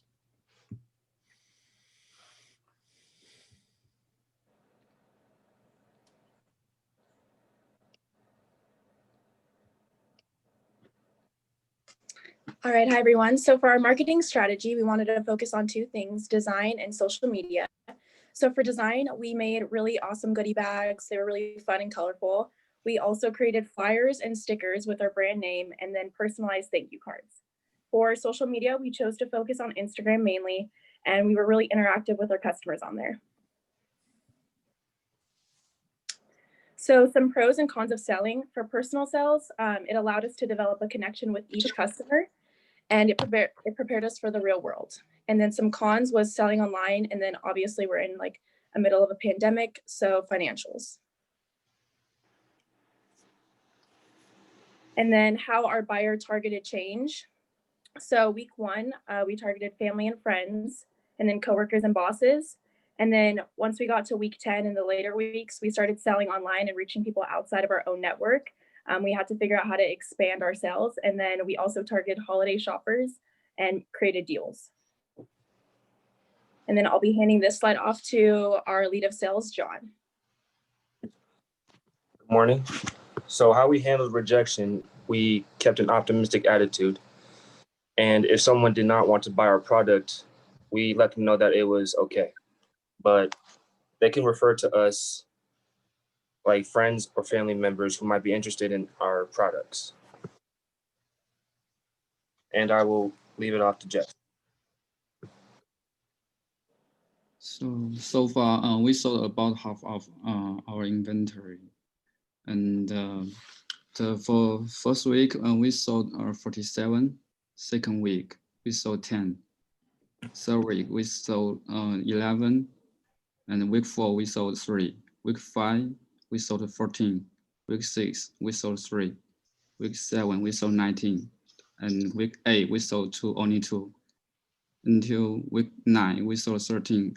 So right now we already sold 126, and I think we think it's good because we are in the middle of pandemic and we are remote, but we are still able to reach a large network. And now handing to next person.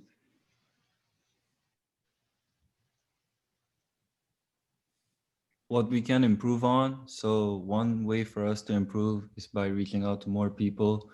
As a team, we mostly sold through our own network. And one thing we can do is reach out to different companies, schools, and businesses that might be interested in our products.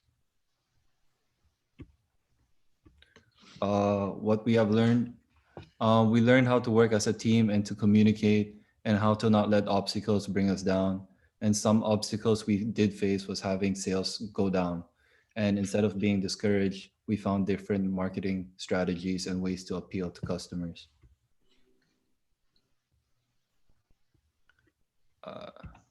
What we excelled at. So we excelled at customer service, and we provided our customers with the best service by writing thank you cards and also checking up with them after they had used our products for about a week. We wanted them to let us know how we were doing, and we got nothing but positive feedback. And I'll now pass it on to our CFO, Peter. So our financial reports here, as you can see, we didn't quite make it to our goal here through week 9, but we are pushing really hard to make up some ground here in week 10. And through week 9, we've sold 126 units, and we completely paid off our loan by week 6, which was one of our main goals going into the business practice, was to get our loan paid off as quick as possible. And through week 9, our revenue is $2,435 with a net income of $1,172. And I'll now pass it back to Amber to wrap it up for us. And thank you everyone for listening into our presentations. Now I open up the floor to any questions anyone may have. So I'm curious, what was the pricing strategy? So we started off by selling each pair for $20. And as we hit, so last week or week 9, we started selling it for $15 because it was Cyber Week and we wanted to have a deal, and that increased our sales. And for our last week, we are doing a deal of, we're now selling it for $15, or you could get 2 pairs for $20. Okay, all right. So there are 2 teams so far that are doing this product, and I commented to the other team that I have the blue light blocker in these, and my daughter has something similar to what you're selling that she got on Amazon, and all of her friends wear them, and they think it's really cool that they can wear glasses when they don't need them. So I mean, so I totally get it, and I see more and more people wearing these. So what do you think the biggest obstacle was to actually selling these? I mean, were people not interested, or were we just, because of COVID, like not able to get in the right position to get them in people's hands?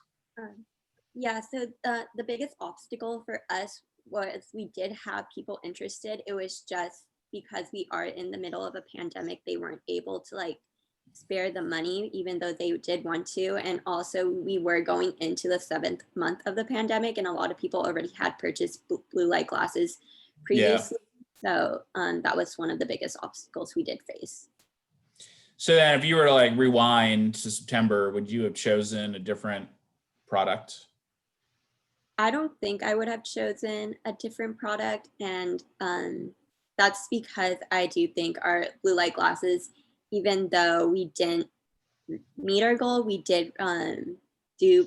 are pretty successful, and I think we did well as a team.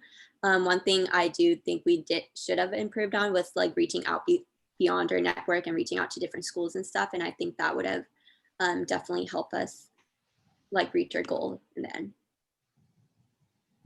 Okay. All right, could you go back one slide, please? Yes. I'm sorry, I don't know why it's like not letting me. Give me a moment. Sorry about that. There you go. Okay, could you explain this on the goal was 22. Now, is that revenue or is that income? That's net income, right? Yes, that is net income. Okay, that I wasn't quite sure of that. Okay, all right. Thank you. That was one part that I wasn't sure about. So you've explained it. Thank you. And then what's the cost of goods per unit? It was $20. No, cost. How much does it cost you per unit? The cost is $5 per unit. So if you're selling now two for 20 to unload your inventory, you're going to make,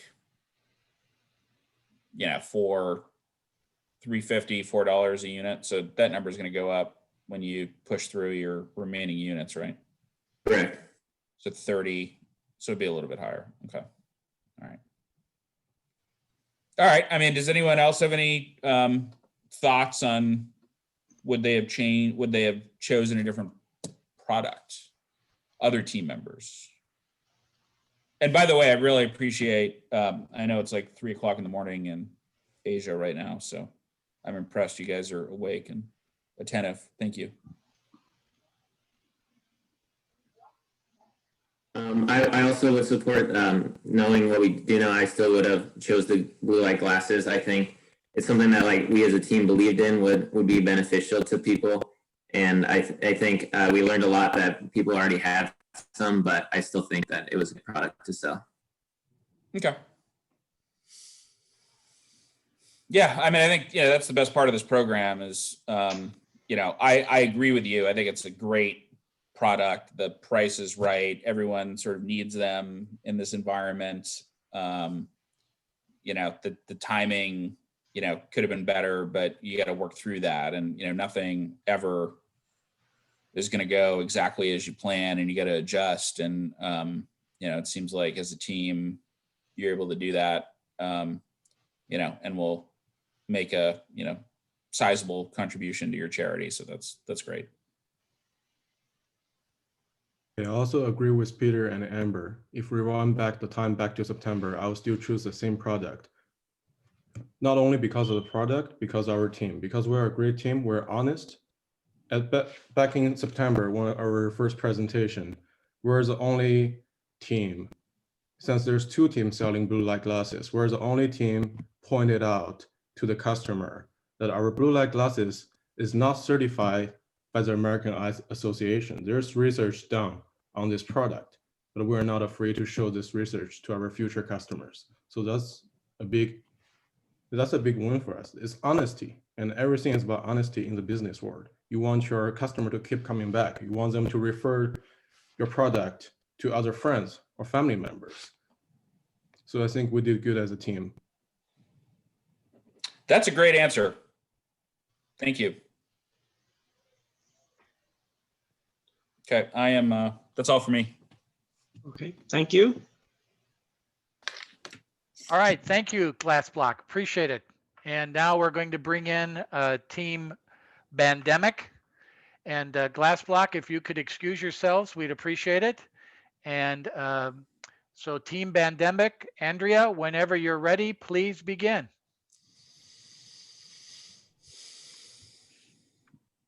And we're ahead of schedule, Norm. Unbelievable.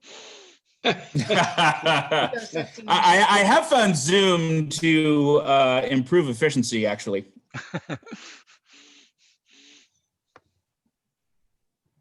That's because Paul is not asking questions. Yeah.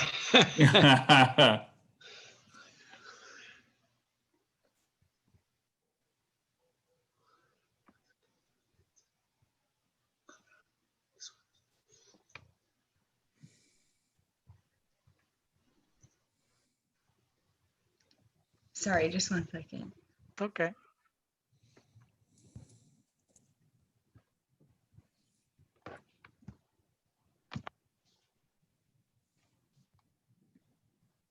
Can everyone see it? No. No. Not No. yet. Sorry Okay. about that. I thought I 1 was sharing. second. No, I got it. I got it. Oh, you got it? Yeah. All good. There you go. Okay. Oh, okay. I thought I'd clicked it already.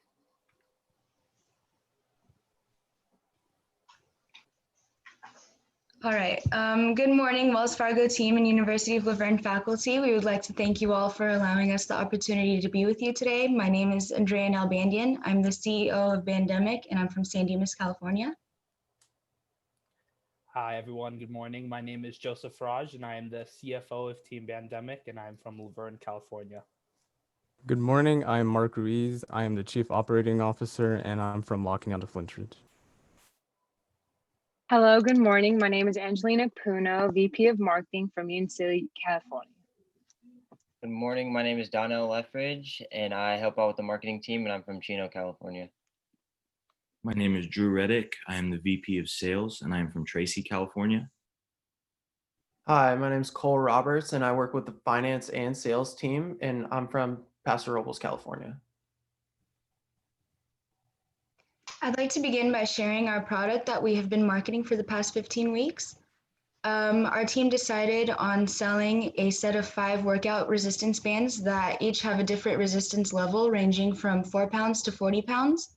They are easily transportable and you can carry them around with you and use them anywhere at any time. They are multifunctional to work out many muscles, including your arms, chest, abdomens, glutes, and legs, and they are very popular in rehabilitating physical therapy patients. And lastly, they are made out of high quality and eco-friendly material. Our mission at Bandemic is to bring activity back into the lives of those who are socially distancing and to encourage people to maintain their physical health in order to have the strength to avoid and or fight off the coronavirus. And now we're going to dive into each department of our teams to discuss what worked out for our sales and what we struggled mostly with. So I'm going to be talking about what Bandemic's operations were like throughout the entire semester. And this department was probably the most impacted due to COVID-19 and all the pandemic restrictions. But diving into the actual data, we managed to purchase a total of 241 units, with our initial order being received by week 1, and then our second order of 126 units received by week 2. Up until week 9, we managed to sell 218 total units, which left us at around 23 units left to be sold going into our final week of sales. And what you can see on the actual slide, the little chart, you can just see a general overview of what our inventory tracker looked like throughout the semester, and you can see a gradual decline in our inventory, which is good. And I felt like what we did well in terms of operations is that there was really good communication with every group member within our team, and especially with our marketing team, which handled our websites and process. And that communication led to fast shipping, which is something we heard from multiple customers that they got their products quickly, which is good. And having a routine, just creating shipping, packaging, delivering packages was a good habit to have. Just like I said, led to fast shipping to customers. What I felt like we could have improved upon was potentially having better communication with our vendors or primary, secondary suppliers. But in all honesty, due to COVID-19, we had very limited access in the way we could have communicated with them. But I felt like we still had time to give more thought and put more effort into communicating with them, which could have prevented some refunded transactions and potentially even lower prices. But saying that, now Donnell is going to be talking about what our marketing strategy was like. Hello. So our design was we used a Wix website, which helped us out a lot. And then we also used emails sending out through student info through Laverne. And then which helped us a lot was like through text. So like we were messaging our friends, our family to try to get those sales that are close to us. The social media part that we used was creating an Instagram page. And we posted on there like weekly, sometimes daily. And then we also had a TikTok, which is very popular right now that many kids, even adults, young teenagers, everyone is on. And then down below is a website the URL to our website. And Angelina's go ahead and talk about more of our strategy continued. Thank you, Donnell. So I'm just going to continue on our marketing strategy. What worked, being the first year of our only online sales, our Wix website was a huge success. We made it very easy to use for all ages, and our customers can reach us at any time due to our 24/7 online presence. So if they had any questions or concerns, they could reach out to us on our website and or social media. And going on to our platforms, our Instagram was more for introducing the product and showing how versatile our bands can be, which a lot of people enjoyed due to feedback that we got. What did not work? I mean, the only thing I could really think of that didn't work was reaching out a little more to elderly audience due to how at risk they are with coronavirus and the lack of technology they may have. And also our emails through Stu Info, because many students tend to delete those emails due to spams and unfamiliarness of it. Did we reach our target market? I would say yes. We were able to reach many young adults, which was one of our main targets due to how much they care about their health during this time. We also reached those elderly that may have needed our bands for physical therapy. Lastly, so overall, our marketing strategy was a huge success with all platforms. Although we did not get to sell at school and or in person, we were still able to make sales and fulfill our goals, whether online or in our friend and family groups. So I'm just gonna pass it on to Cole and Drew. So as far as sales went, we laid out a few pros and cons that we went through over the semester.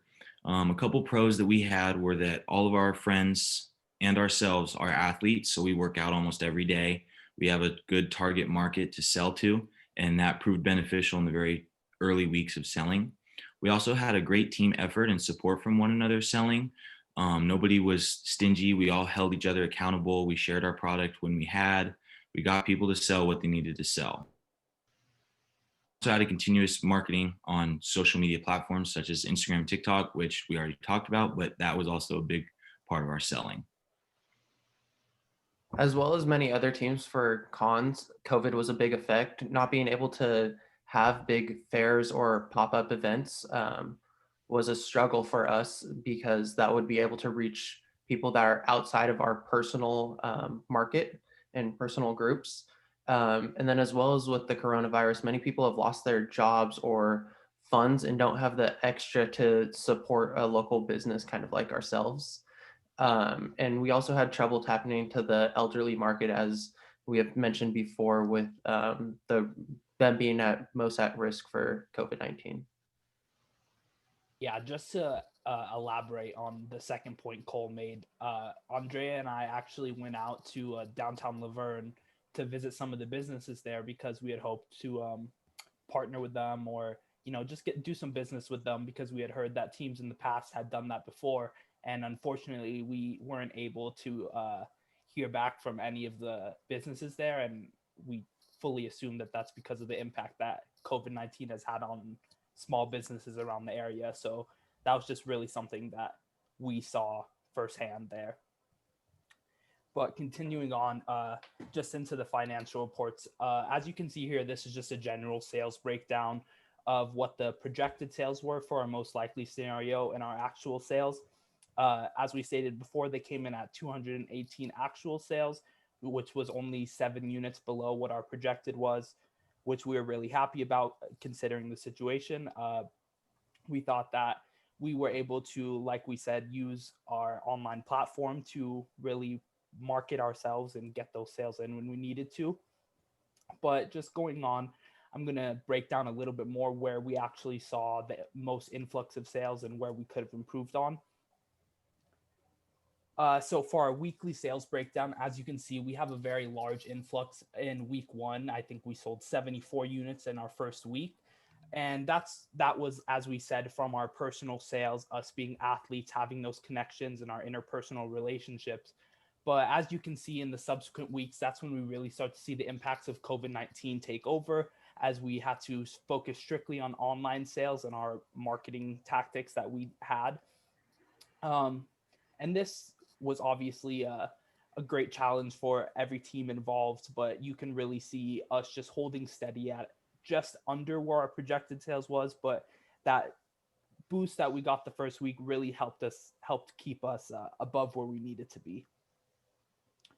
And for the income breakdown, as I said, again, we came in just under our projected units sold. However, our net income actually came in above what was projected due to costs we had saved with marketing that we had projected we were gonna, do with certain marketing tactics, but we ended up opting out of, or just coming in at cheaper costs. So despite the fact that our units sold and our revenue were slightly below what we had hoped for, our net income actually came in above, which we consider to be a huge success and we're very happy with. So overall, this experience has been extremely rewarding for each and every one of us. We were able to gain a general knowledge and experience as to what it takes to build up a startup company and which forms of marketing are most favorable in regards to sales. And so with that, we'd like to thank you all again for the opportunity, and we would like to open up the floor to any questions you may have. This is like the closest to the projections any team has ever come anywhere, or at any time. So that's good forecasting or budgeting right there. What was the cost and what did you sell it for? Let me pull up the financial spreadsheets for you. We actually had perfect. 2 different costs. Purchase. Our initial cost came in at one price, and our second order came in at a different price. So that's why you can see it. I have it highlighted here. Our weeks 1 through 4 and then 5A came in at $4 per unit. And then weeks 5B through 9 and then 10 as well came in at $5.59 per unit with a $15 cost, or $15 selling point. Sorry, what's the 559? The 559 is the cost for week 5B through 10. Oh, got it. And then you sold every unit at $15, or was there any discounting? No, yeah, every unit that we've sold has been at $15. Oh, wow. Okay. Yeah, I mean, geez, I think a creative product that is like the sort of the right price point for most people, something that, while you're cooped up in your house, it's easy to throw the bands on and do, squats or, whatever you're going to do with them. So, I mean, that's great. I mean,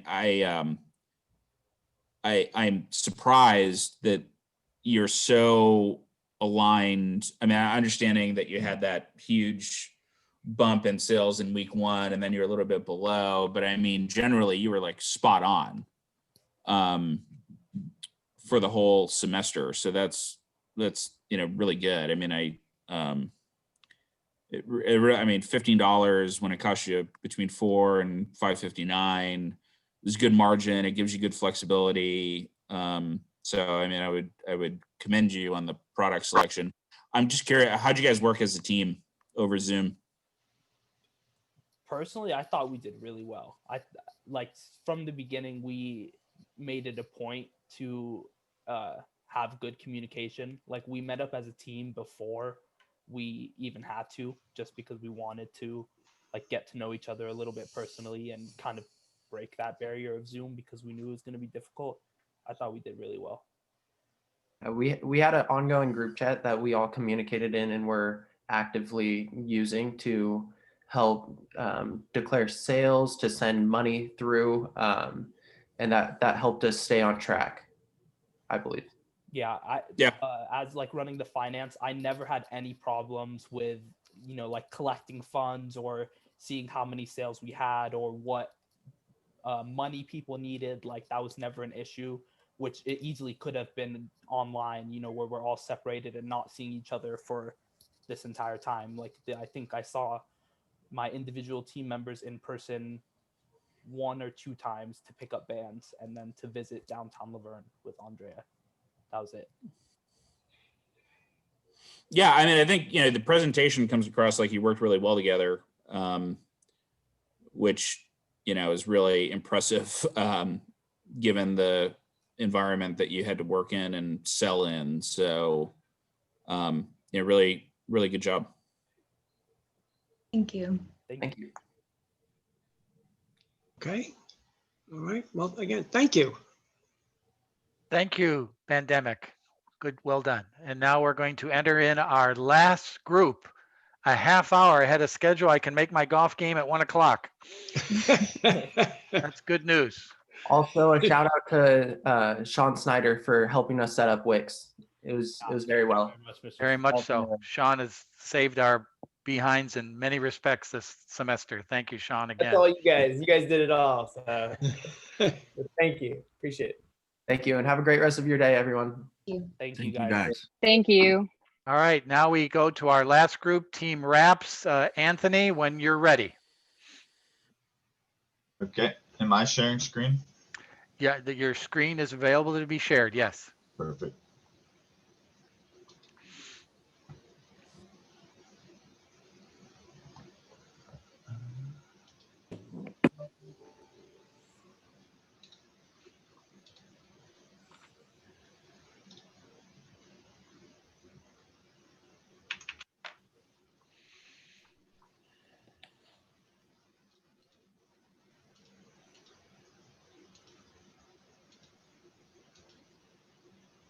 Okay.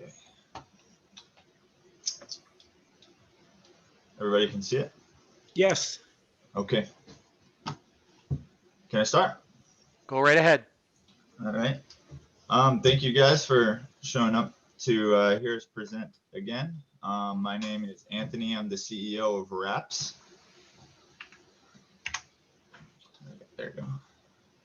At Wraps, our mission is to deliver a reliable comfort, style, and confidence to our community. Our product this semester was a headband ear saver.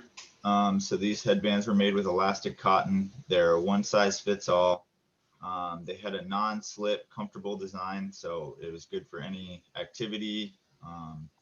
The two buttons that were on the sides of the mask, you could strap your the mask straps around them, so that way they weren't tugging on your ears, and it relieved any pain that comes from that. We offered 10 different colors, and the width was about 2.3 inches, and their length was 8 inches. I'll introduce our team. So again, I'm Anthony, and I'm the CEO. Joseph was our COO. Palm is our CFO. Fausto Buscelli is our Vice President of Marketing. Sofia Vasquez was our Marketing Assistant. Yame was our VP of Sales, and Wenji was our Sales Assistant. I'll now have Joseph present our operations section. Hello, everyone. My name is Joseph. So as you can see, we had some pretty strong predictions in our most likely scenario for our operations. Clearly, we weren't able to make it, but I still think we did a pretty good job. We had some technical difficulties on week 1 with our website, so we weren't able to sell anything on the first week. I think we did pretty well in the first few weeks, but with the pandemic, our personal networking became limited as time went on, so we had to search for other ways to sell, and we couldn't really set up booths outside of stores because of what was going on. So, but I still think we tried our best to finish strong towards week 7 and all the way up to week 10. We're trying our best to finish strong. And I will take it over to Fausto to review the pros and cons of selling.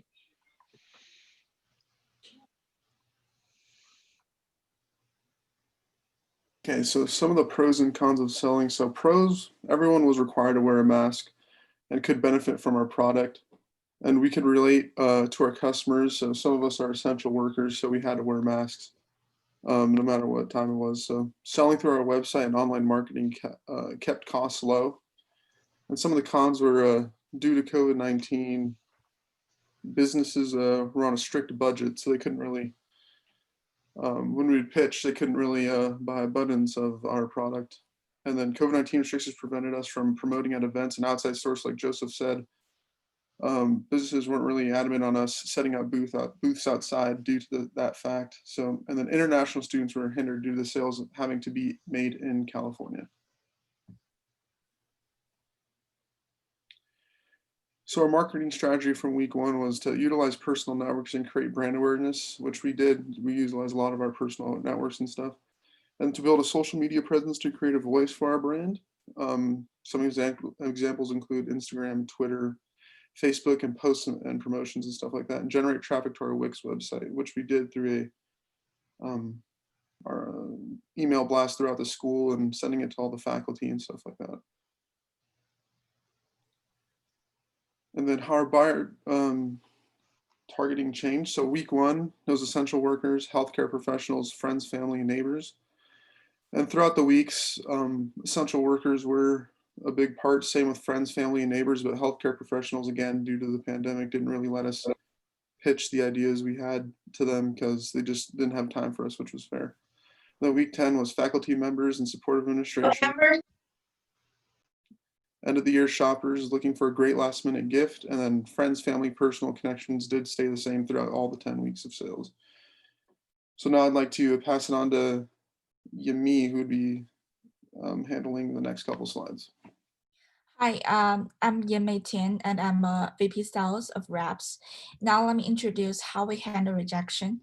First of all, we need to keep a good mentality. Don't be afraid to be rejected because it's impossible for everyone to accept our products. And also be professional. When rejection happens, we need to be polite and professional to make a good impression on customers first, and then ask them why. Ask why not accept our products and keep a good records. And then we have a team communication, record feedback to the team, and the team makes a decision. And the most important one is just be persistent.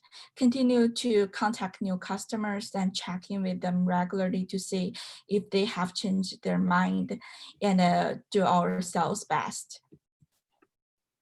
And until now, our sales achievement, we sell our products like $12 per unit, and until now, we total units sold to date is 149, and we got net income is 868.21.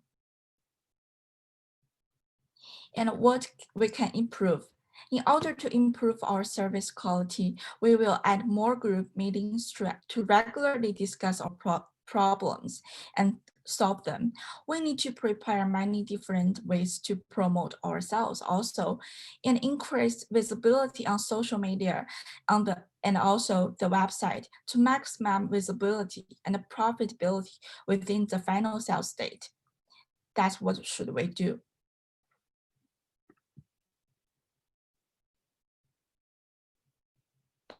And now I will be handling the slide for what we learned. So I learned that it's a lot harder to a process to sell than it is like convincing people to buy and all that stuff. It's a lot harder than I thought.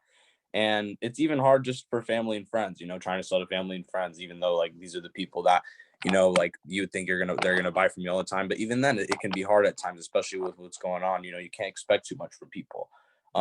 Understanding the importance of role and duties. And at times I would say it's a little confusing to understand our responsibilities. And I don't think that was a failure due to our leader or due to our teacher.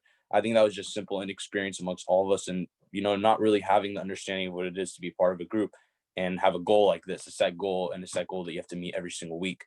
I think failure is a very harsh lesson, but it can be very informative, and it was very useful in this time. We definitely learned a lot from our shortcomings, and we had to be able to adapt. There was a lot of times that we had to, send out the mass emails, talk to old professors from our last years, and try to have them buy our product now and try to reach out to them. And that was like, I didn't really expect us to do that, and we had to go out of our way for something like that. And that shows adaptability. So we had to be a little bit more adaptable. And moving on to the next slide. I think we excelled really well at engaging with the University of Laverne's community. We reached out really well to other groups. We communicated with other them and try to have them support our product while supporting their product as well. We effectively did promote, even regardless of the pandemic. We were able to sell our headbands to friends and families, to whatever we had. We all had a good amount of friends and family that we could sell to, and I think we took advantage of that.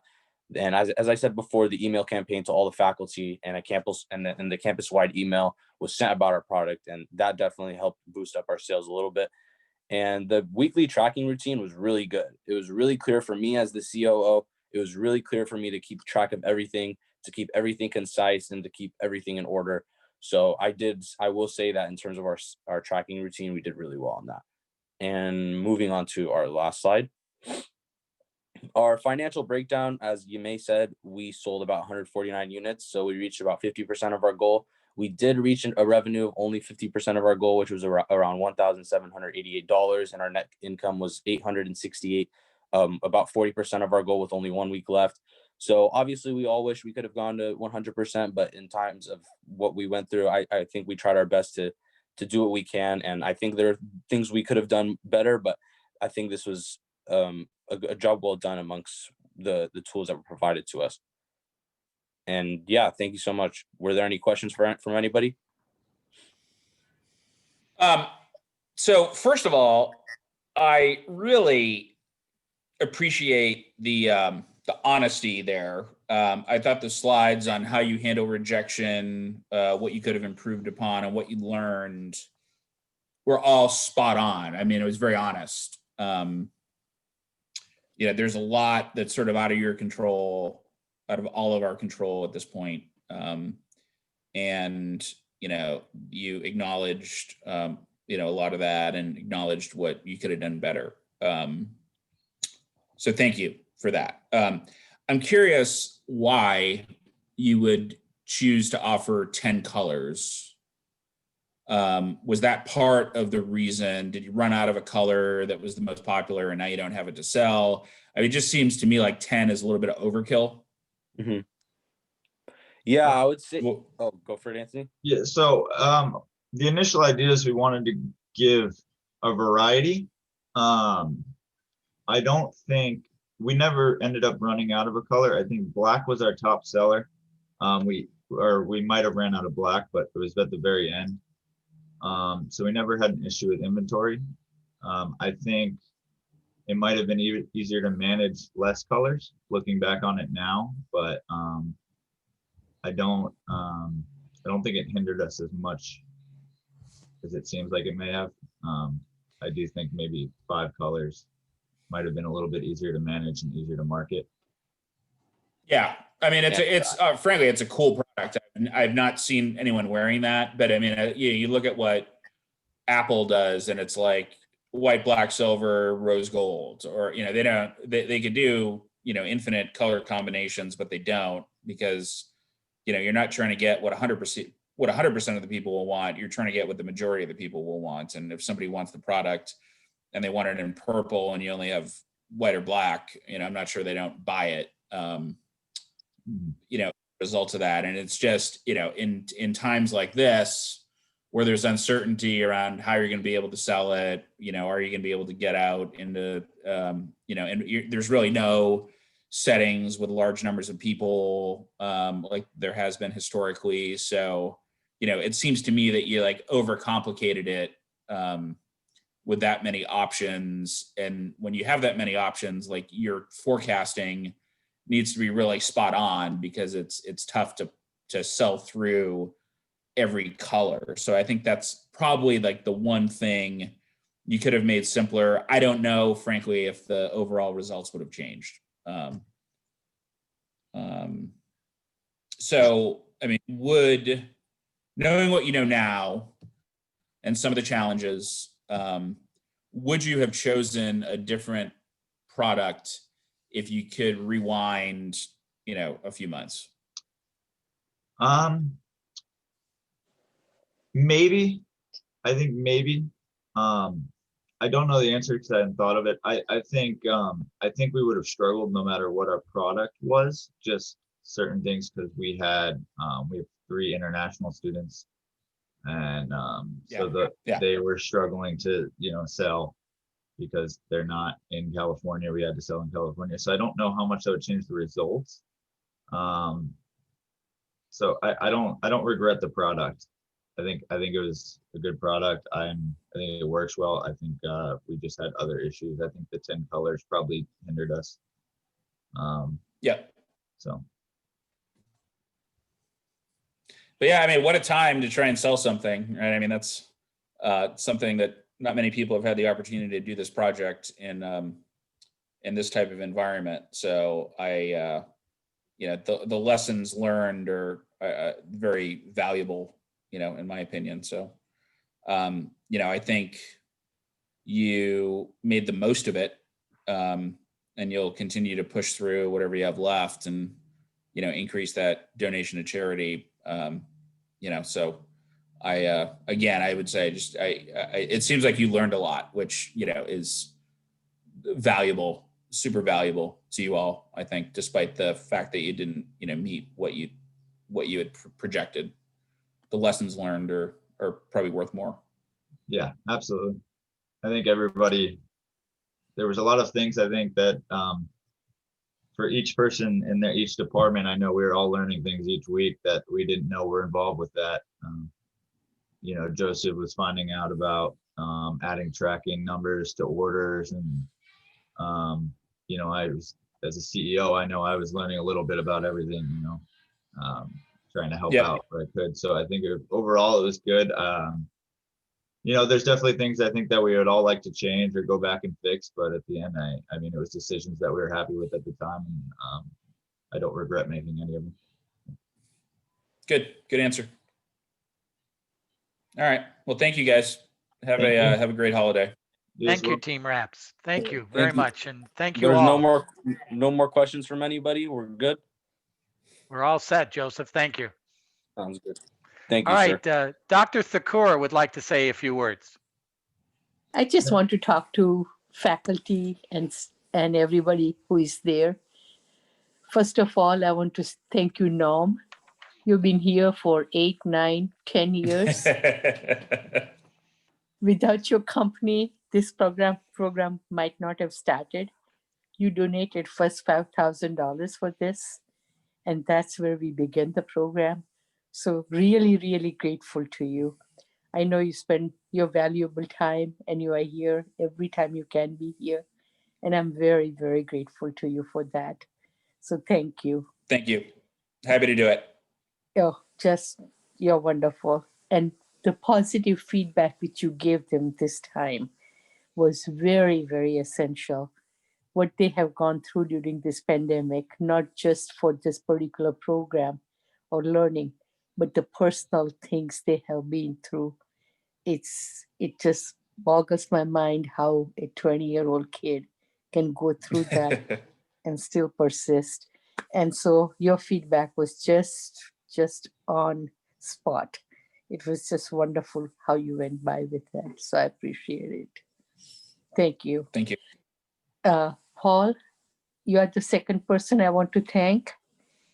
You were the original person who started the program. You were the original part of the team. And I remember it wasn't easy.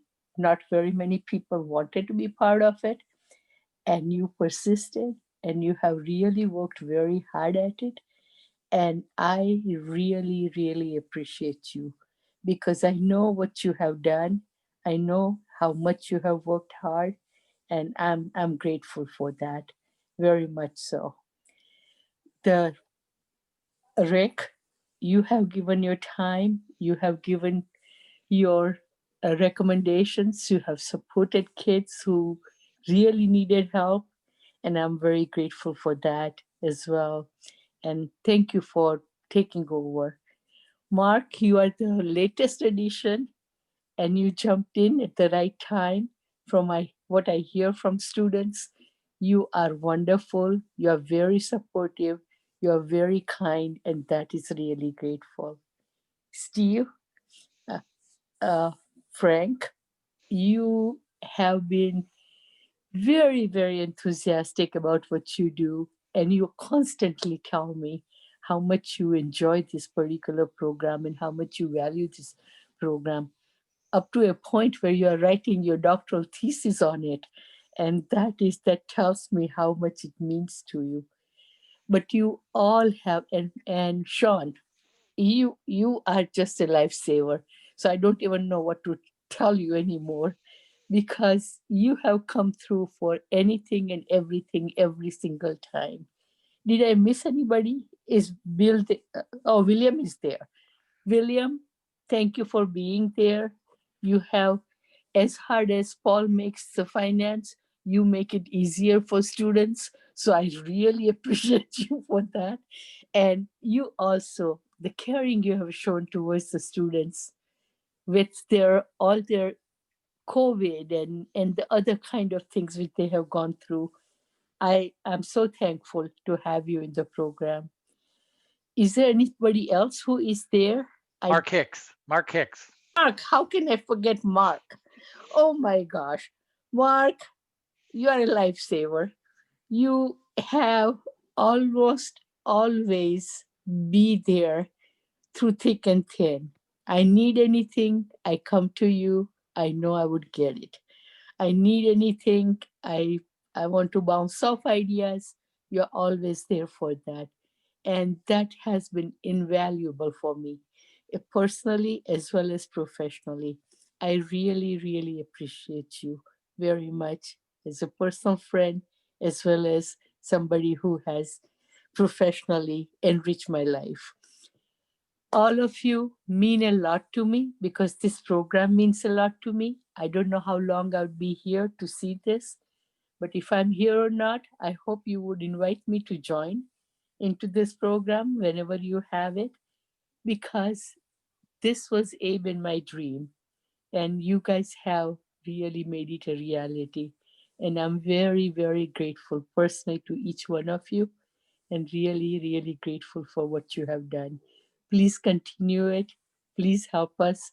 Please make it better for students, because what they are getting out of this program is something which they would never get anywhere else. And for our students to get that is the most essential thing, because they don't have what some rich people's kids would have. So I'm very, very grateful. Those kids mean a lot to me, and I'm grateful that you are there for them. Thank you so much from bottom of my heart. Thank you, Dr. Thakur. Thank you very much. And hope to see you all next Thursday at our celebration for the end of the year reception, where all the teams will get together and we'll divvy up the charity money and have our charities there, and also do a brief little 5-minute presentation on their semester. So the invite will go out today and tomorrow, and hope to see you all there for that. And everybody be safe. And I really appreciate all of you for being here today. And I know the students have taken a lot out of this program, and this is a very positive thing for the university. So thank you all. Happy holidays. Thank you, sir. Thank you, Rick. Thank you. Happy Thank you, holidays. everybody. Bye. Thank you so Everyone. much for the opportunity. Thank you. Thank you, everyone. Great term, great program.